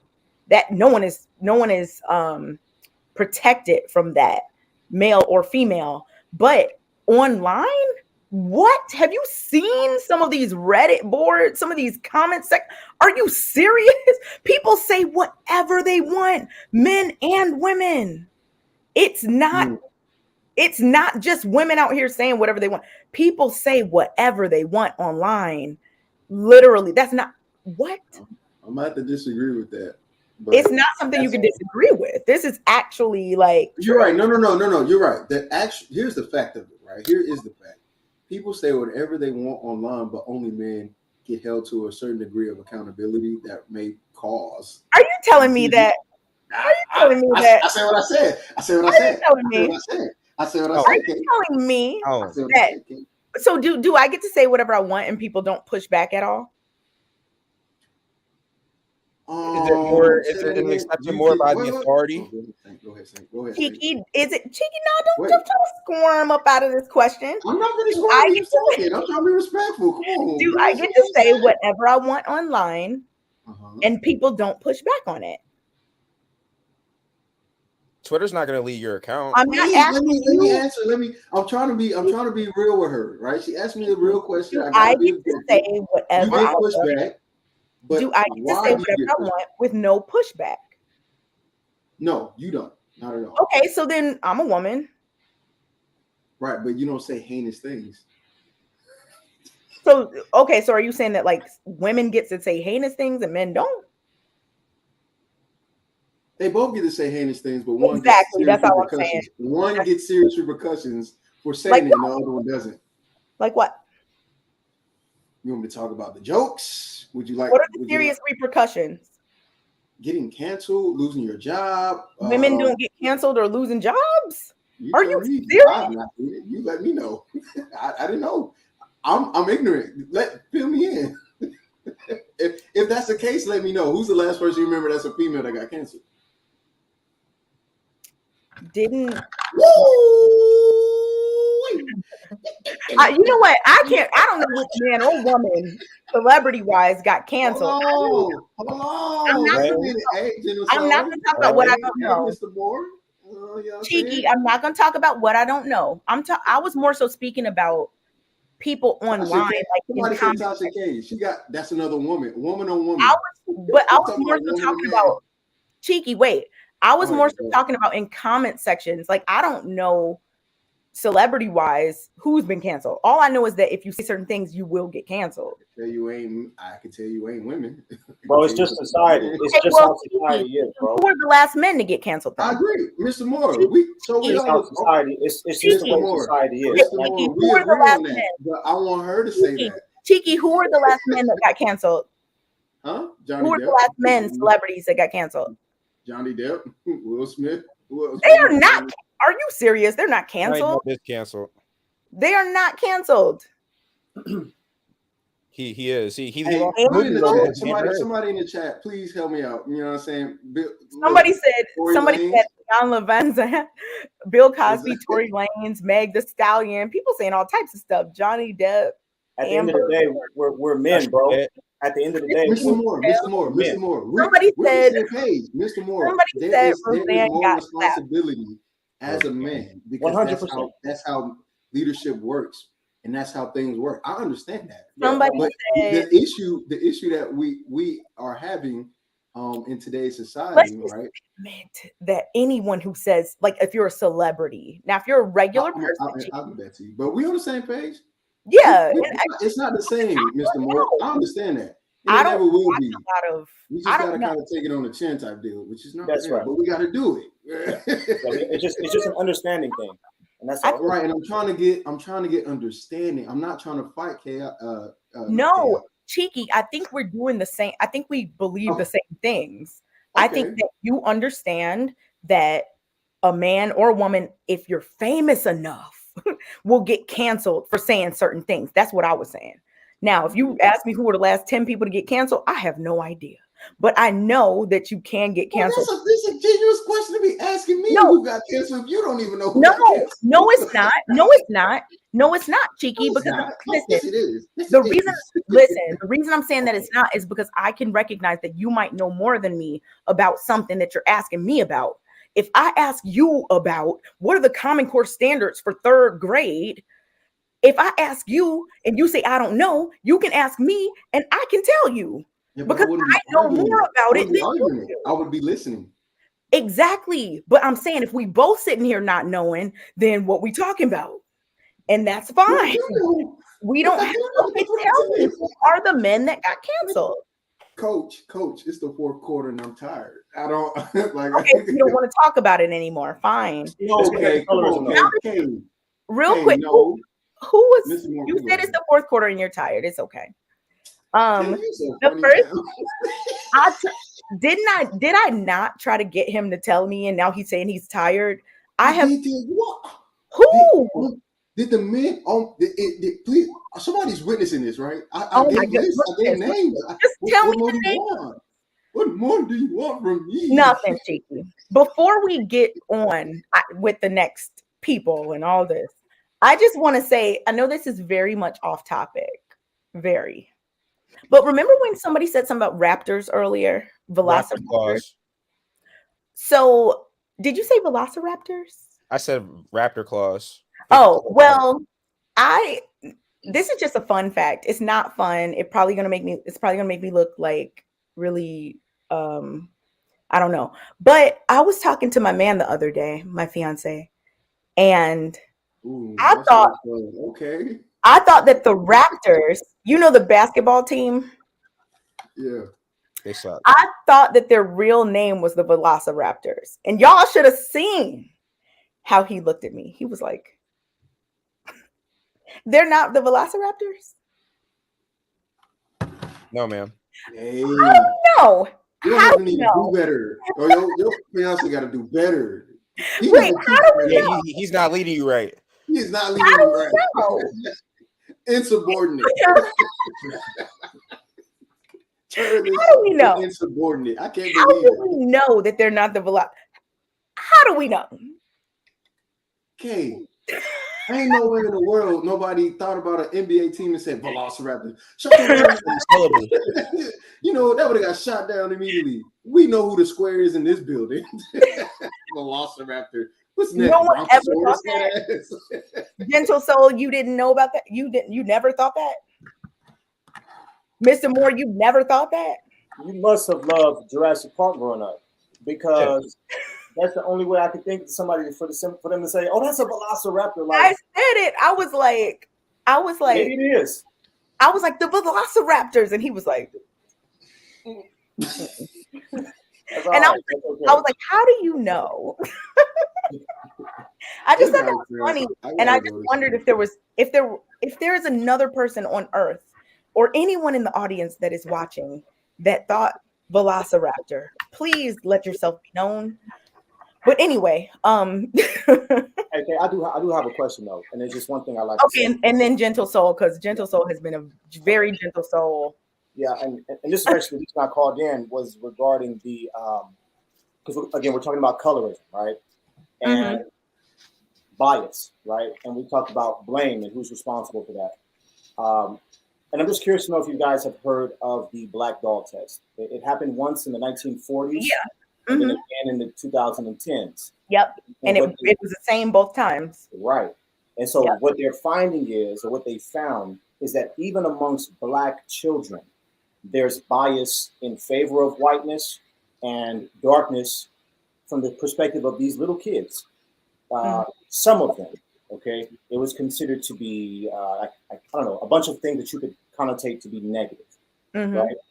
And so I think that this conversation we're talking about with colorism is a much bigger issue than we realize. I And, agree. and what we're looking at, like what you're seeing when you have kids, little kids who think this way, is like you're kind of on. That's a really negative sign for said group of people to have bias against their own, right? Yep. Or maybe they don't even perceive themselves to be the thing that they have bias against, when in Yep. reality that's the case. And so I just wanted to bring that up because I feel like if that doesn't humble Black people to the point where we realize, like, look, we have to be responsible and make the right decisions. We have to like understand like what's at risk, what's at stake, and really like kind of like stay away from all of the negativity, all of like the drama, all of the madness, the things that's been holding us back, and really try to do more to establish like a healthy standard of like self-love. And it's evident, like even when you look at the way that like Black people do one another, the way Black folks a lot of times do one another is evident of elements of self-hatred. You know, other communities don't do themselves and don't do to one another in a lot of ways the way that Black folks that we do, you know. And I've seen this a lot in my life, in my personal life. And I feel like these things need to change. And until we're ready to take accountability for the way we treat one another, we shouldn't even be talking about what other people is doing to us or whatever other standard people in the world have. We got to raise our own bar because at the end of the day, like we have the most control. We have the most impact over what's going to happen with us in the future. It's not external. The solution and the problem, for the most part, is internal. And I feel like that is what we have to like really look at. So, Gentle Soul, Yeah. I have to let you say something because I'm sorry, you have been very patient. Thank you so much for sticking around and not being like, man, forget this. I'm about to go watch whatever you watch. Thank you. So we're going to do it like this: Gentle Soul, then a Black Beauty, because she has also been waiting. And then Definite G, I saw you in the back chat. Keep a pen in whatever it is. Because I saw what you were saying. So, Gentle Soul, you first. Yeah, first of all, I want to thank you for having me on the panel. It was nice hearing all the topics and discussions that you guys were having. What Mr. Moore, right? Mr. Moore just said, I wanted to ask a question about that concerning was it an experiment that they did? It was like an experiment, right? So about the Black dolls and then the white dolls and which one people, even in the Black community, would typically go towards, right? That was the experiment that was done? Correct. And I left a link that has information regarding both studies in the final chat. Yeah. And in that study, it was seen that even Black people, they went towards the lighter skinned dolls instead of the darker tones one, right? Yeah. Why my question for that is, why do you think that is? Does that have to do something with the way society put certain things in Black people's heads, or what is the reason as to why it got to that point, to the point where even our little children at such a young age don't even recognize themselves in dolls, but tend to go towards light-skinned dolls? Well, why do you think that is? That's typically my question when you talked about that. That's a great question, man. I think it depends. Like, it depends on my personal belief. It depends on upbringing. It depends on the values and the things that child is seeing every day when they go home. Like, if you go home to school, if you come home from school, you're a little kid, and you're embraced by your mother, you're embraced by a warm, loving family. You're seeing a Black mother and a Black father, a Black family that's together and having love amongst one another. Then the chances are you're not going to think any type of negative way, even as a kid, because like a lot of the things that we take into our mind and things that become our reality is subconscious. We don't even process it. It's not even an actual process that goes through. It's just a situation where we responding to a given situation. So yes, some of it is societal, but external. But the bigger thing, in my opinion, I would like to believe the bigger deal is what that child is experiencing every day, day in and day out. I think that is the real the real reason. And I agree with you on that. But and the only thing with that is even if that child is surrounded by black people all the time, black families, black environment, how do we control the media that they see? Because the media, I will say, in my opinion, is like one of the major factors of how, you know, kids could be quote unquote brainwashed to think certain things about their own communities. So even if the child is encircled around a lot of black people, the parents are black, the grandparents, etc., the whole community is black. That's all they see. But then when they go watch TV, they turn on the Disney Channel or the Cartoon Networks or whatever kids watch these days. What's mostly shown to them, I mean, okay, yeah, what's mostly shown to them is one race acting a certain way, and then one race, which is most of the time our race, acting a different way. They don't, you know, you guys know you guys know what I mean, right? So how do we control that for it to so we can have a better outcome for our kids on how they view their own people and their own skin tones? Does anyone here have kids and want to speak on that specifically? If not, because I don't want to, you know, I'm waiting to get to my kids. open that space up for anyone who wanted to respond to that from like a parent standpoint. But I definitely, you know, that's a big deal. Media, controlling what your kids see in the media, and not even, you know what? The more that you teach your kids, the more that you have a really tight knit bond with your kids, and they are right there understanding what you're saying, and y'all have open communication, and you're instilling that self-love, the less likely it is, in my opinion, being a kid who was in this situation where these things didn't affect me like that. Kayla! um being a kid that was in a situation where these things didn't affect me like that, like I never saw dark skinned people as bad. I never did, because my parents always instilled in me that, like, that's not even what we doing over here. Like, my parents have been very open about race issues and all of these things since I was as long as I can remember. So like seeing, you know, Disney movies and all these things didn't affect me like, oh, I want the white dolls. Like, I never wanted them. I always wanted the black dolls. Like, these were things that I just wanted. I wasn't as affected by that. And I think that the more that you pour into your kids, the more that you are open with them, the more that you talk to them and talk about these things, the less likely it is for them to be affected by it in that way. Because they're going to see things, you know, whether it be at school or on their phone or whatever, they're going to see like certain representations of people. But parents have to be that shield. They have to build up that, they have to build their kids up to a certain point where it's not affecting them as much. That's just my opinion. So if I anybody think, I think it's a matter of identity as well too. Your child have to know who they are deeper than, and I'm just going to say this, deeper than them just being black, okay, and just describing, you know, other groups of people based on color. I think that we're kind of, to continue to do that is to reinforce foolishness, is to reinforce, I think, things that just, first of all, are not true and don't work. So I think it's fine. And I think it's perfect. Like, I think every child should have a healthy sense of identity in who they are, and then also have a healthy sense of identity in who people around them are. It doesn't have to be like, oh, we avoid certain groups of people who are not black or whatever like that, or they're, you know, they're bad or they're this or that. We should not do that. That's not at all what I'm trying to suggest.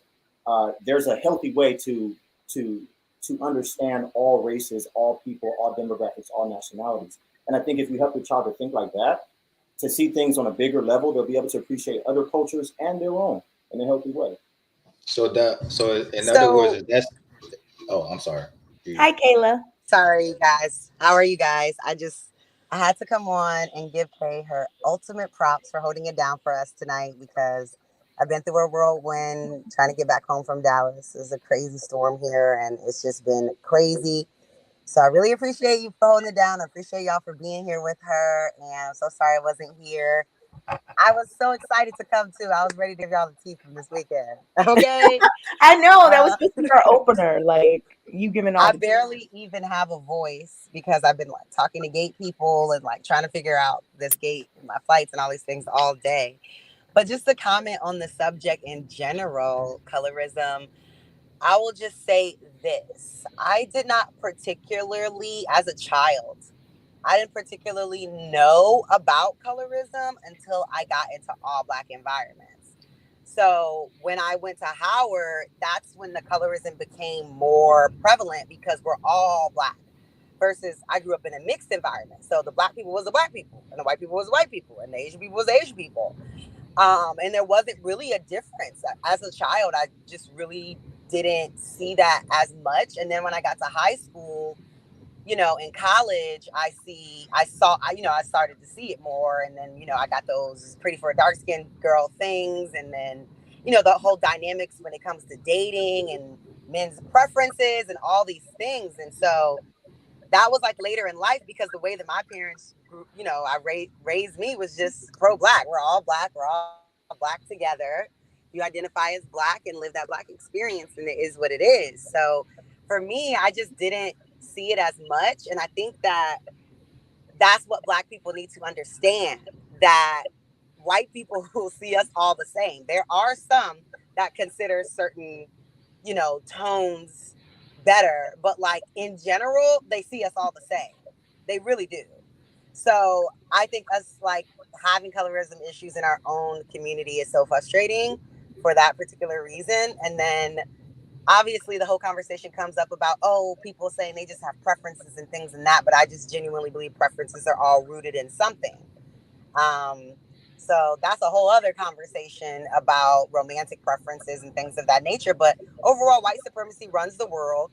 Every single culture and creed of people that aren't Black have a colorism issue in their community, whether they're Hispanic, Asian, Indian, anything, you know, that so white supremacy has taken over the world to a certain point where every single culture and every single race just wants to assimilate and feel that light is right. So it's a global pandemic, really, right? It's killing us. But yeah, so that's my 2 cents. I haven't got to hear much of the conversation, but I wanted to get in here and see what you guys had going on the show tonight. Yeah, that's you kind of went to somewhere where I wanted to go to concerning preferences. When it came to what we watch on, you know, our televisions or our YouTube, etc., etc. So that's what I was gonna ask again. Does that have a factor, like what we see online concerning certain races? Let's say in America, as Black and white. Could that be a major factor in how certain people, you know, what could that be a major factor in certain people preferences on what they like or what they see is the right thing to, you know, the natural thing to like? I don't know if you guys understand my question. Yes, I understand what you're saying. I do think so, because you have to understand now that we are in this technology and this televised like life, everything is programmatic. So the things that you hear, the things that you see, I work at a marketing agency. I work in advertising. So there is a whole algorithm to programming like brands into people's minds and making brands bigger than others. So that applies to everything. So I think if you're constantly seeing, I mean, light-skinned girls in videos, you're going to think that that's maybe what I should get, or that's maybe what's more desirable. But I think it also depends on how strong your foundation is as a person. And a lot of people don't have a strong foundation. A lot of people's parents was just doing the best they could and really didn't really raise them. They were just honestly just like kind of watching them until they got old enough to watch themselves. And they have no foundational direction about how to move around in life. They don't even know how to handle their personal business. So I do think that people that don't have that foundation are going to be, you know, not victim, but they're going to be, you know, taken by the programmatics of media, which a good deal of white people control. So yes. And that's where the narrative of also because it was a couple, I don't know, not a couple of shows, I think it was last week's show concerning, I don't want to bring back memories, but about how darker skinned women act. Could that be? I mean, I guess based on you guys' explanation, it definitely is. But I mean, how do we fix that at that point when we have these rhetorics out here about darker skinned women that is not true, but because it's put out there so much, a lot of people believe that that's the majority of Well, darker skinned women. How do we? I think I'll answer that. I'll say that as a dark skinned woman, I don't try to fix it. I just live my life, and people can interpret it however they want. I don't care. That's real. I was just gonna say, I just don't associate too much with people that have that kind of thinking. Like the people and the men, especially around me, that I, entertain. They love melanin. They love brown skin. They want that, and so I just surround myself with that. I think in terms of fixing it, the only way we can really fix it is to um, not drown it out, but it just had let the flame go out. Let the flame go out. Pay no mind, pay no attention to it, and stop giving that energy. And for me, on that show, I forgot that in that moment, and I was just triggered because I felt like he was stupid, and I wanted to tell him that, right? But at the same time, we got to just stop giving it energy. But that's really hard because I'm trying to understand how you're saying shit like that when your mama look like me. It's crazy. Maybe You he know don't what I'm love his saying? mama. Maybe he don't love his mama. I mean, there's that, but I think also some people just like to do provocative things to get people going. But I believe shit like that is very dangerous. Rhetoric is very dangerous. I mean, that's the rhetoric they used to back in the 80s and the 90s to basically criminalize Black people. Just like even during, if you watch the Exonerated Five, if you watch the language that they started to use to describe Black people, that they're innately violent, that they're innately this or that, the bigger the blacker, blah blah blah.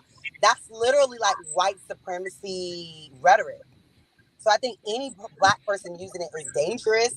It's not acceptable, and I promise you guys, I will not entertain that or be on a platform with someone speaking that way. I will literally leave the stream. I will leave the stream because I'm Yeah. not going to tolerate it. You heard it down though. Again.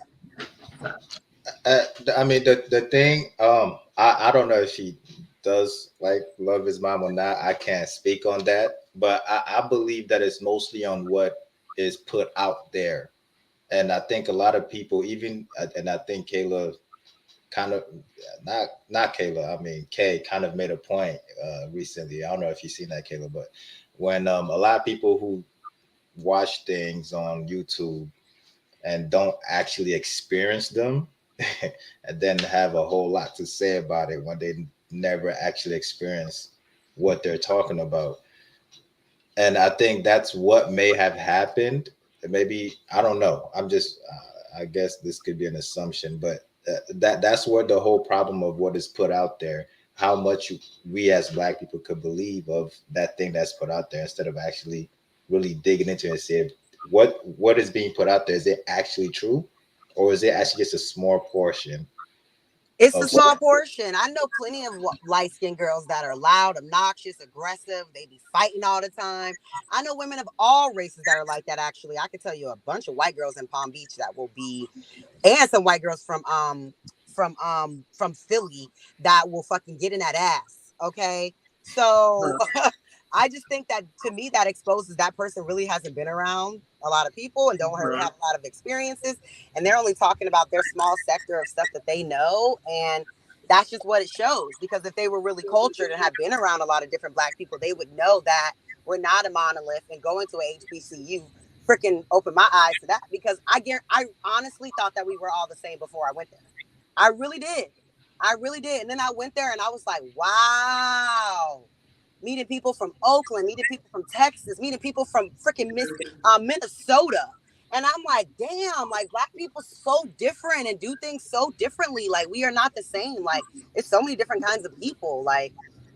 So I just think those people are, they need to go outside or something. They stay in the house worried about eating sandwiches when they really need to go outside and open their mind. So One more question before. Yeah, and real quick, real quick. I'm gonna because this is my last point. I'm gonna dip out. Yeah, Kay, I had to push back on what you said because I typed it in the back chat. She's Yeah, not here. just because you didn't personally go through what you went through, that doesn't mean that the concern is irrelevant or we shouldn't be What are you talking about? concerned with it. What are you Because I talking about? typed it in the chat. What are you? Because you said that since Can I you- didn't personally go through the colorism or have it seen in my life, that I shouldn't be worried about it. No, No, that's and not then what. in the same breath, you said to raise That's not what I awareness. said. That's not what I said. The thing That's that what I you was said. asking about, are you talking about when I went around the circle? Yeah.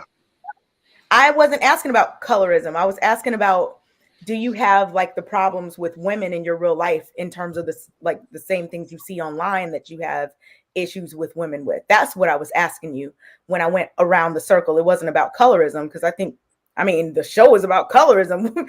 I'm pretty sure everyone can understand and agree. Gotcha. If they know anything about me, they know that I know that colorism exists. So like, I wouldn't even say that. The thing that I was saying that, Gotcha. the thing I was saying was about like, let's say you're complaining a lot about women who don't like short men or something. I'm not saying this is what you're complaining about, but let's just say, if you don't have that a lot in your real life, sure, you can have a valid interest in wanting to bring awareness to this issue, right? You can. But should you just be mad in general at Black women and be like, this is what Black women do? If this is something you've never experienced in your life, no, that's my point. So no, it wasn't even about colorism, but okay. Gotcha. So yeah, let me. I'm gonna finish up here. So Go yeah, ahead. then let me ask you a question, Ken. Mm-hmm. If a rock falls in the forest and you weren't here and you didn't hear it, did it make it sound? No, because sound has to be made in an ear. Like that's how sound. Otherwise, it's vibration. Like the sound has to be perceived in order for it to be sound. Are you sure about that? Yeah. Okay. Because that kind of connects to what you were saying. Like just because you didn't just personally experience it doesn't mean it's not there. So that's what I'm saying. So yeah, I'm gonna dip out. You guys have a good. Yeah. Definite G. I never said that Yeah. it's not there. I just said you gotta think about what makes sense the most for you. Where do you want to spend your energy? Where it's going to make the most impact, or do you want to just be online yelling to people who don't care what you say? I mean, I get it. I'm on a show. I'm on shows. I'm on 2 shows talking about things that a lot of people probably don't care about. So I understand that.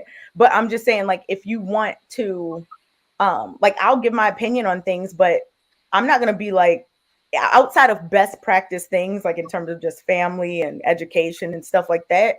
I'm not going to be like, women shouldn't wear a weave or men shouldn't wear jogging suits. Like, no one cares what I think about that type of stuff. And honestly, at the end of the day, it doesn't matter. So I'm just saying, make the biggest impact where you can, when you can. That's it.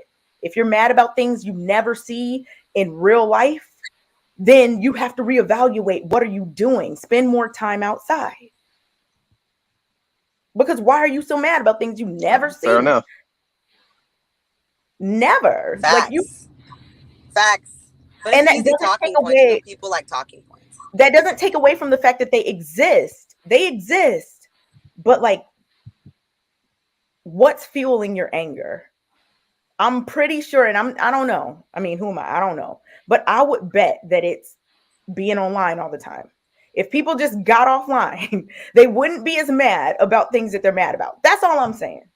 If it's something you're only mad about because you spend half your day online, maybe reevaluate. If it's something you're mad about because you see it day to day, like I have things that I see day to day that these are my thing: education, family structure, socioeconomic situations with Black people. I see this outside. This is not an internet thing. You're not ever going to hear me really talking about, unless somebody asks me my opinion. I'm not going to make a big deal out of what somebody is wearing or what somebody is doing, because it doesn't matter to me. You see what I'm saying? Like you gotta be intentional. with what it is that you're focusing on. That's all I'm saying. Well, you guys have a good one. I'm gonna go to bed and see y'all Have a later. good night. You too, brother. Good night, man. Good night. Black Beauty. Yes, ma'am. Wait, I had went in another room for a second. Did you talk already? No. I spoke very briefly, but just in concernment of what Kayla said, I just agreed that pretty much it's a problem if you make it, and do I care? Not really. I think when you grow up as a young dark-skinned woman or a young dark-skinned girl, especially I was born in the Bronx, New York. Right now I'm currently in Lagos, Nigeria. But I think you grow up and you realize that a lot of the times people may say things about your complexion or your color, and then as you get older you start to watch them do certain things that emulate your culture, and you realize they want to be me. So at the end of the day, it's never for me. It's never put me in a position where I couldn't win. I find that yes, most white people believe that we're just black, so as a result I don't really find that there's any hitting against myself or any light-skinned colleagues or anything at work. So I find that colorism is something that happens in our day-to-day society, in our Black community, and something that really impacts us heavily because we put so much emphasis on it. That doesn't mean that there isn't colorism. There's definitely colorism. But my only question to people is, and especially to other dark-skinned people, I mean, doesn't it get exhausting having a conversation, especially with people who don't understand? Yes. God, I'm tired. I barely have the conversation, to be But as honest. women, we have to have it all the time. And it's like, if you like that, then go like that. If you want to be with that, then go be with that. If you want to be me, then just say that. That's a comment to other people that come on this platform, always talking about dark-skinned people. And I find it to be a very, it's something that people do to try to discourage other dark-skinned people. But what it says to me is there are so many qualities that you wish that you had that you can't have. And so as a result, you talk about them over and over and over and over. And you wish that you had a Black mom that could help you understand Blackness. You wish that you had a Black uncle, Black brothers that could help you understand Blackness. You wish you could be in Africa and understand the language. You wish you could be in the Caribbean and understand Tiwai. You wish you could be in the South and know how to cook. So it's, to me, that's how I was raised. My mom always told me that. You know, I used to come home sometimes. I went to a white school in middle school, and then I went to a really famous high school in LaGuardia, called LaGuardia in New York. And I will tell you that anytime I ever had those conversations with my mother, she was darker than me. And she would always tell me, like, don't worry about that. They want to be you. And then when she would come to PTA, all the kids, all this, like, you know, kids from Europe, kids from different places in Asia, because I went to a very diverse high school, they would always come to me and they'd be like, your mom is so pretty. Your mom is so pretty. And I was like, okay, all right, thank you. Like, thank you. I don't know what to say. Like, that's the experience I've always had. I've always had the your mom is so pretty experience, the your beautiful woman experience. I've had people try to tear me down, but then I look at them and I say, okay. But I am tired of the conversation. I think the conversation does us so much disservice, because what it does is it keeps us right where we're at, fighting with one another about things that don't matter. Trust me, they don't matter.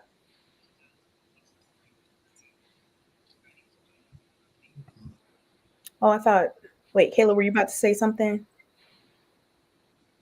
Kayla, are you here? Oh, I thought Kayla was about to say something because I thought I saw her come off of mute. Yeah, I've heard that before, that like the conversation keeps us here. You know, I don't know, did we argue about colorism tonight? I don't really think we argued much about it. No. It was, yeah, like it was more. I think the main objective tonight was just to kind of look at it beyond Black people, because I think that we get just looked at a certain way, like, why are y'all so worried about this, blah, blah, blah. but it's really an issue that affects a lot of people that are not white. So Yes. just One of like my best friends, he's that. Dominican and he's very, very dark skinned. And you know, I remember one time when we were in college together, and I told him that he wasn't. I didn't consider certain Dominican people Caribbean, and he just lit me on fire. It was like, no, we're Caribbean. We're this, that. African people here, there, and everywhere. And I just said, okay, I accepted it. But I think he had a right to do that because even though you know you come from an environment where there's a clear distinction between me as a Black American or a West Indian or an African woman as opposed to someone who's a Afro Latino, which is something that did not exist when I was growing up in the Bronx. That is fairly new. You start to realize that okay, there is a level of colorism that's happening in other people's society that I'm not able to perceive because I'm not. Can y'all hear me now? Yeah. Okay, something was going on. Like when I take a phone call, then for some reason something happens. Anyway, I I'm feel sorry. like there's a level of colorism that people are unable to perceive if they're not part of a society. So, you know, I wasn't raised in the Dominican Republic, so I don't know what level of colorism there is. But what I know is that my dad is Jamaican, and in Jamaica, dark-skinned people have power. So I'm not really sure what to make of it. I'm in Nigeria, where everyone Black has power. So I'm not really sure what to make of it. But what I will say is that there's colorism that's happening in different levels of different societies, and melanin, we can't all perceive how that affects people on a daily basis unless we're part of the society.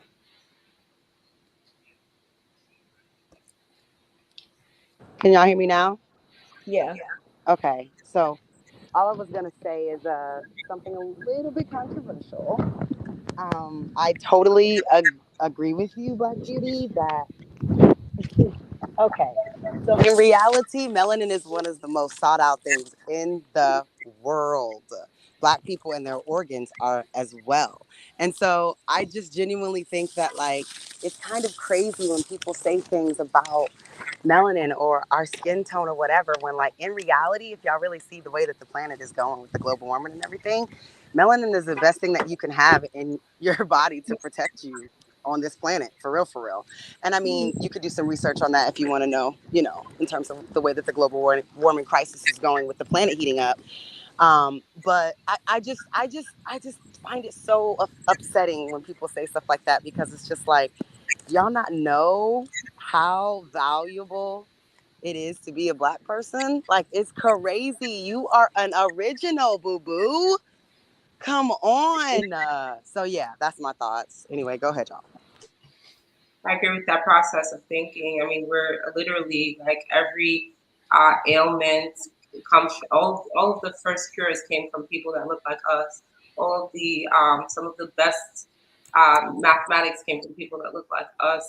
Some of the best architectural inventions came from some people that look like us. Science, people that look like us. And I know that in the next 12 years, I'll be protected. In the next 100 years, my grandkids will be protected. So that's what I think about it. Thank you for sharing that, Black Beauty. I love the way that you put your words together. Let me just say it like that. I am trying to see, like, there's people in the back that are like not on camera, so I'm not sure. I know they've been back there for a while. All right, King Ogu is back there. You're probably going to be our last person. I think the other two people are not here. But I'm gonna bring you up, King, and then we're gonna kind of go around, get final thoughts on everything, and wrap up because it is late. So, all right. Hi, King. Hey, what's going on, everybody? How's everybody doing? Good. Thanks How for are pulling me you? up. I'm doing well. Doing a little late night traveling. Thanks for pulling me up, though. No, Um, no problem. Thank you for your patience. I was just gonna ask, like, what was the original question? Cause we had went around and around. Like a lot Was of was dope there input. something that compelled you to call? Well, pretty much put me up. Wanted to jump on. I was trying to. to be honest, I was getting a little spicy in the back, like, but then I had to like refrain from doing too much because at the end of the day, we are here to, communicate and really come up with, some type of connection. Because there are a lot of different perspectives and da da da da da. Yet the reality of it is, especially with colorism, right? Like, no matter what, I'm pulling over. No matter what an individual, because yeah, we all know historically, like, yo, to be black is like it's not good or whatever. All this, that's what society's saying. That's what over here in America. But it's a big universe. You know what I'm saying? And like when it comes to dating, because I don't want to go too far.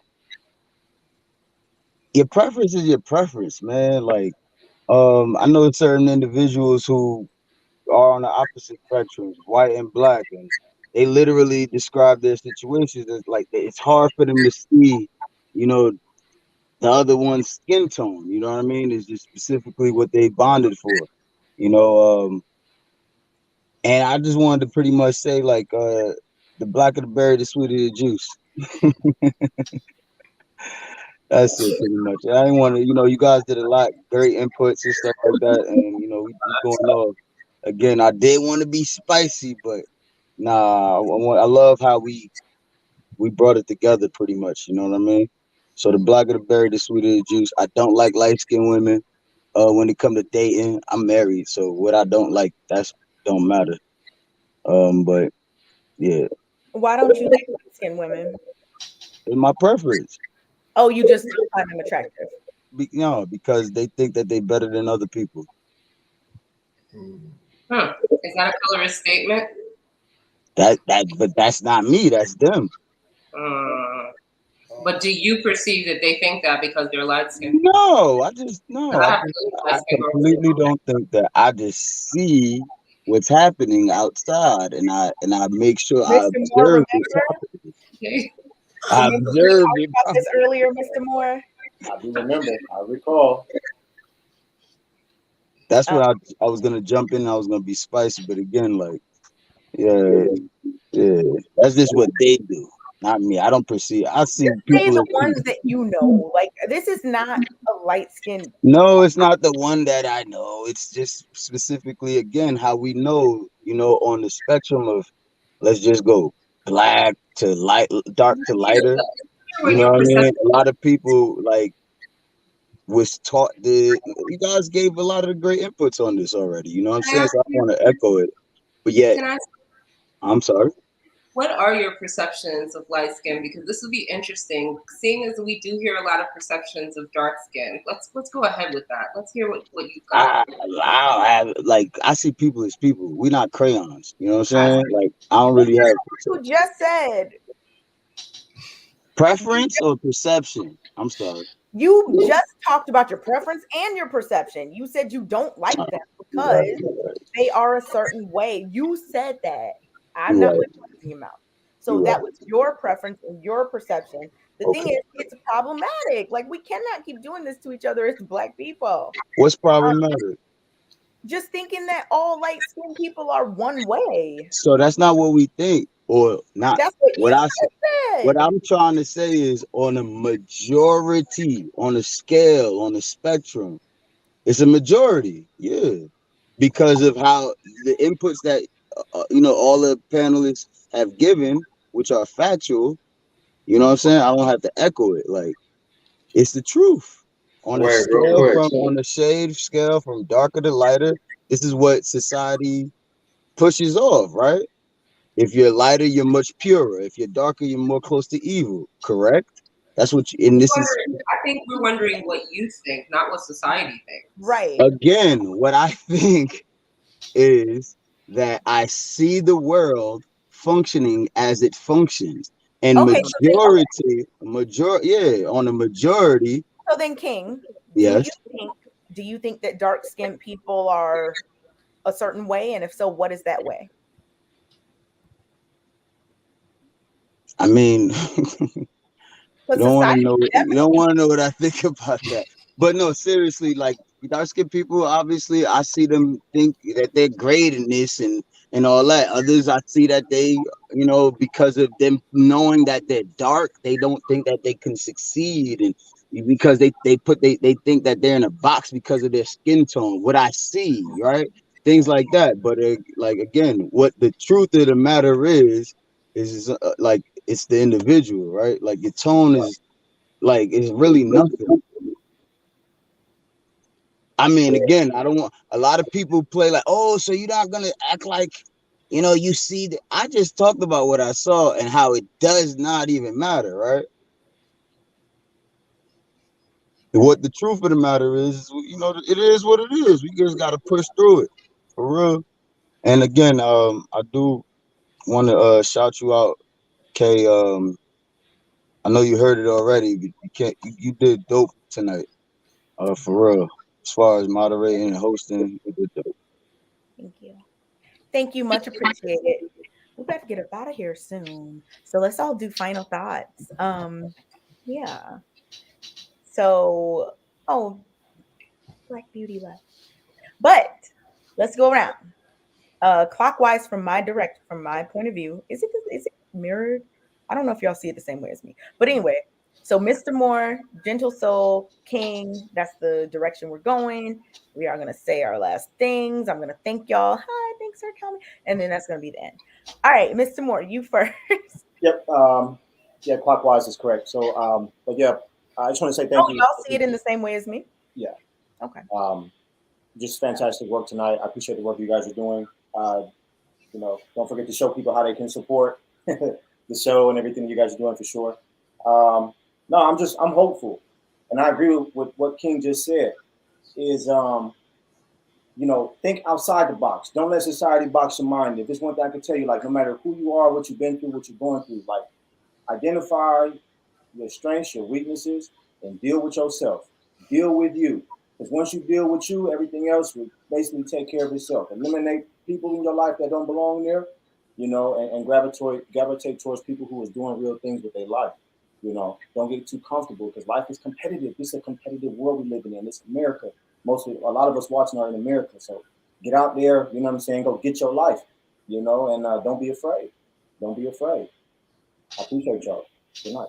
Thank you so much, Mr. Moore. Come back next week. For sure. Thank you. Gentle Soul. Yeah, no, I really don't have much to say. And don't drop off one at a time. I don't want to be here long. So y'all just stay until we all say bye at the end, and then that'll be then. Okay, go ahead, Gentle Soul. Yeah, no, I really don't have much to say. You did a great job moderating. This was one of the best ones I've seen yet, and I appreciate your hard work and all you do. But in general, one of the main problems that I see today on social media in general is that a lot of people speak on things that they have not experienced or know anything about. If one advice I could give, if you don't know nothing about what is going on, just keep your mouth shut, because you're just getting yourself angry for no reason. There's no need to be, oh, black men are doing this, oh, black women are doing this, oh, blah, blah, but you've never experienced it in your life. So why are you even so worked up about it?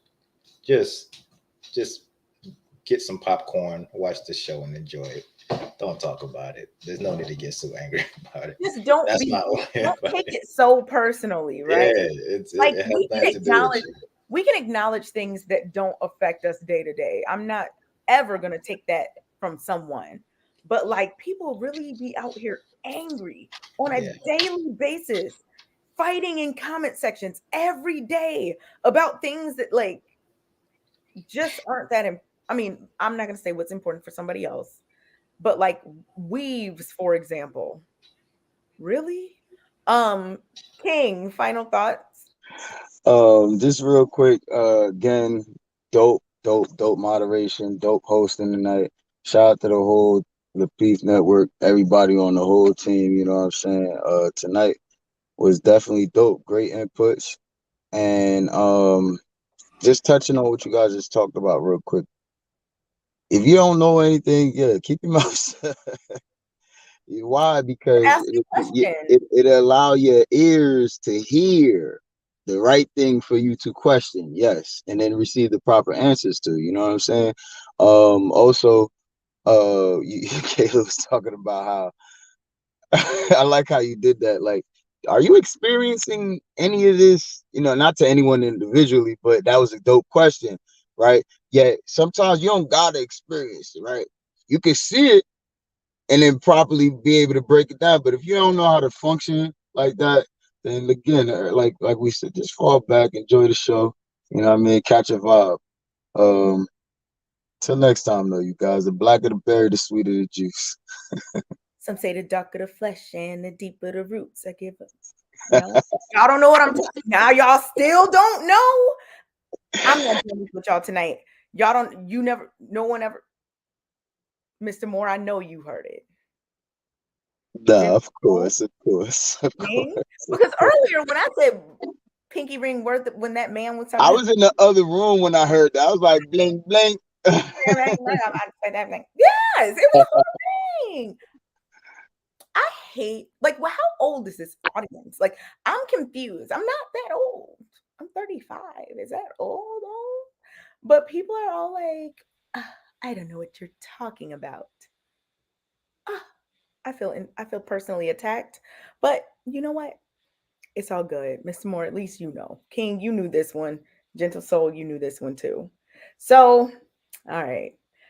On that Tupac note, we will get up out of here. Thank you all very much for coming through and for staying, because I didn't want to be alone at the end. So thanks, y'all. Be sure to come back next week. Thanks for everyone that's watching. Thanks for everyone that called in. Thanks, y'all, for supporting, and see you on Thursday. Bye.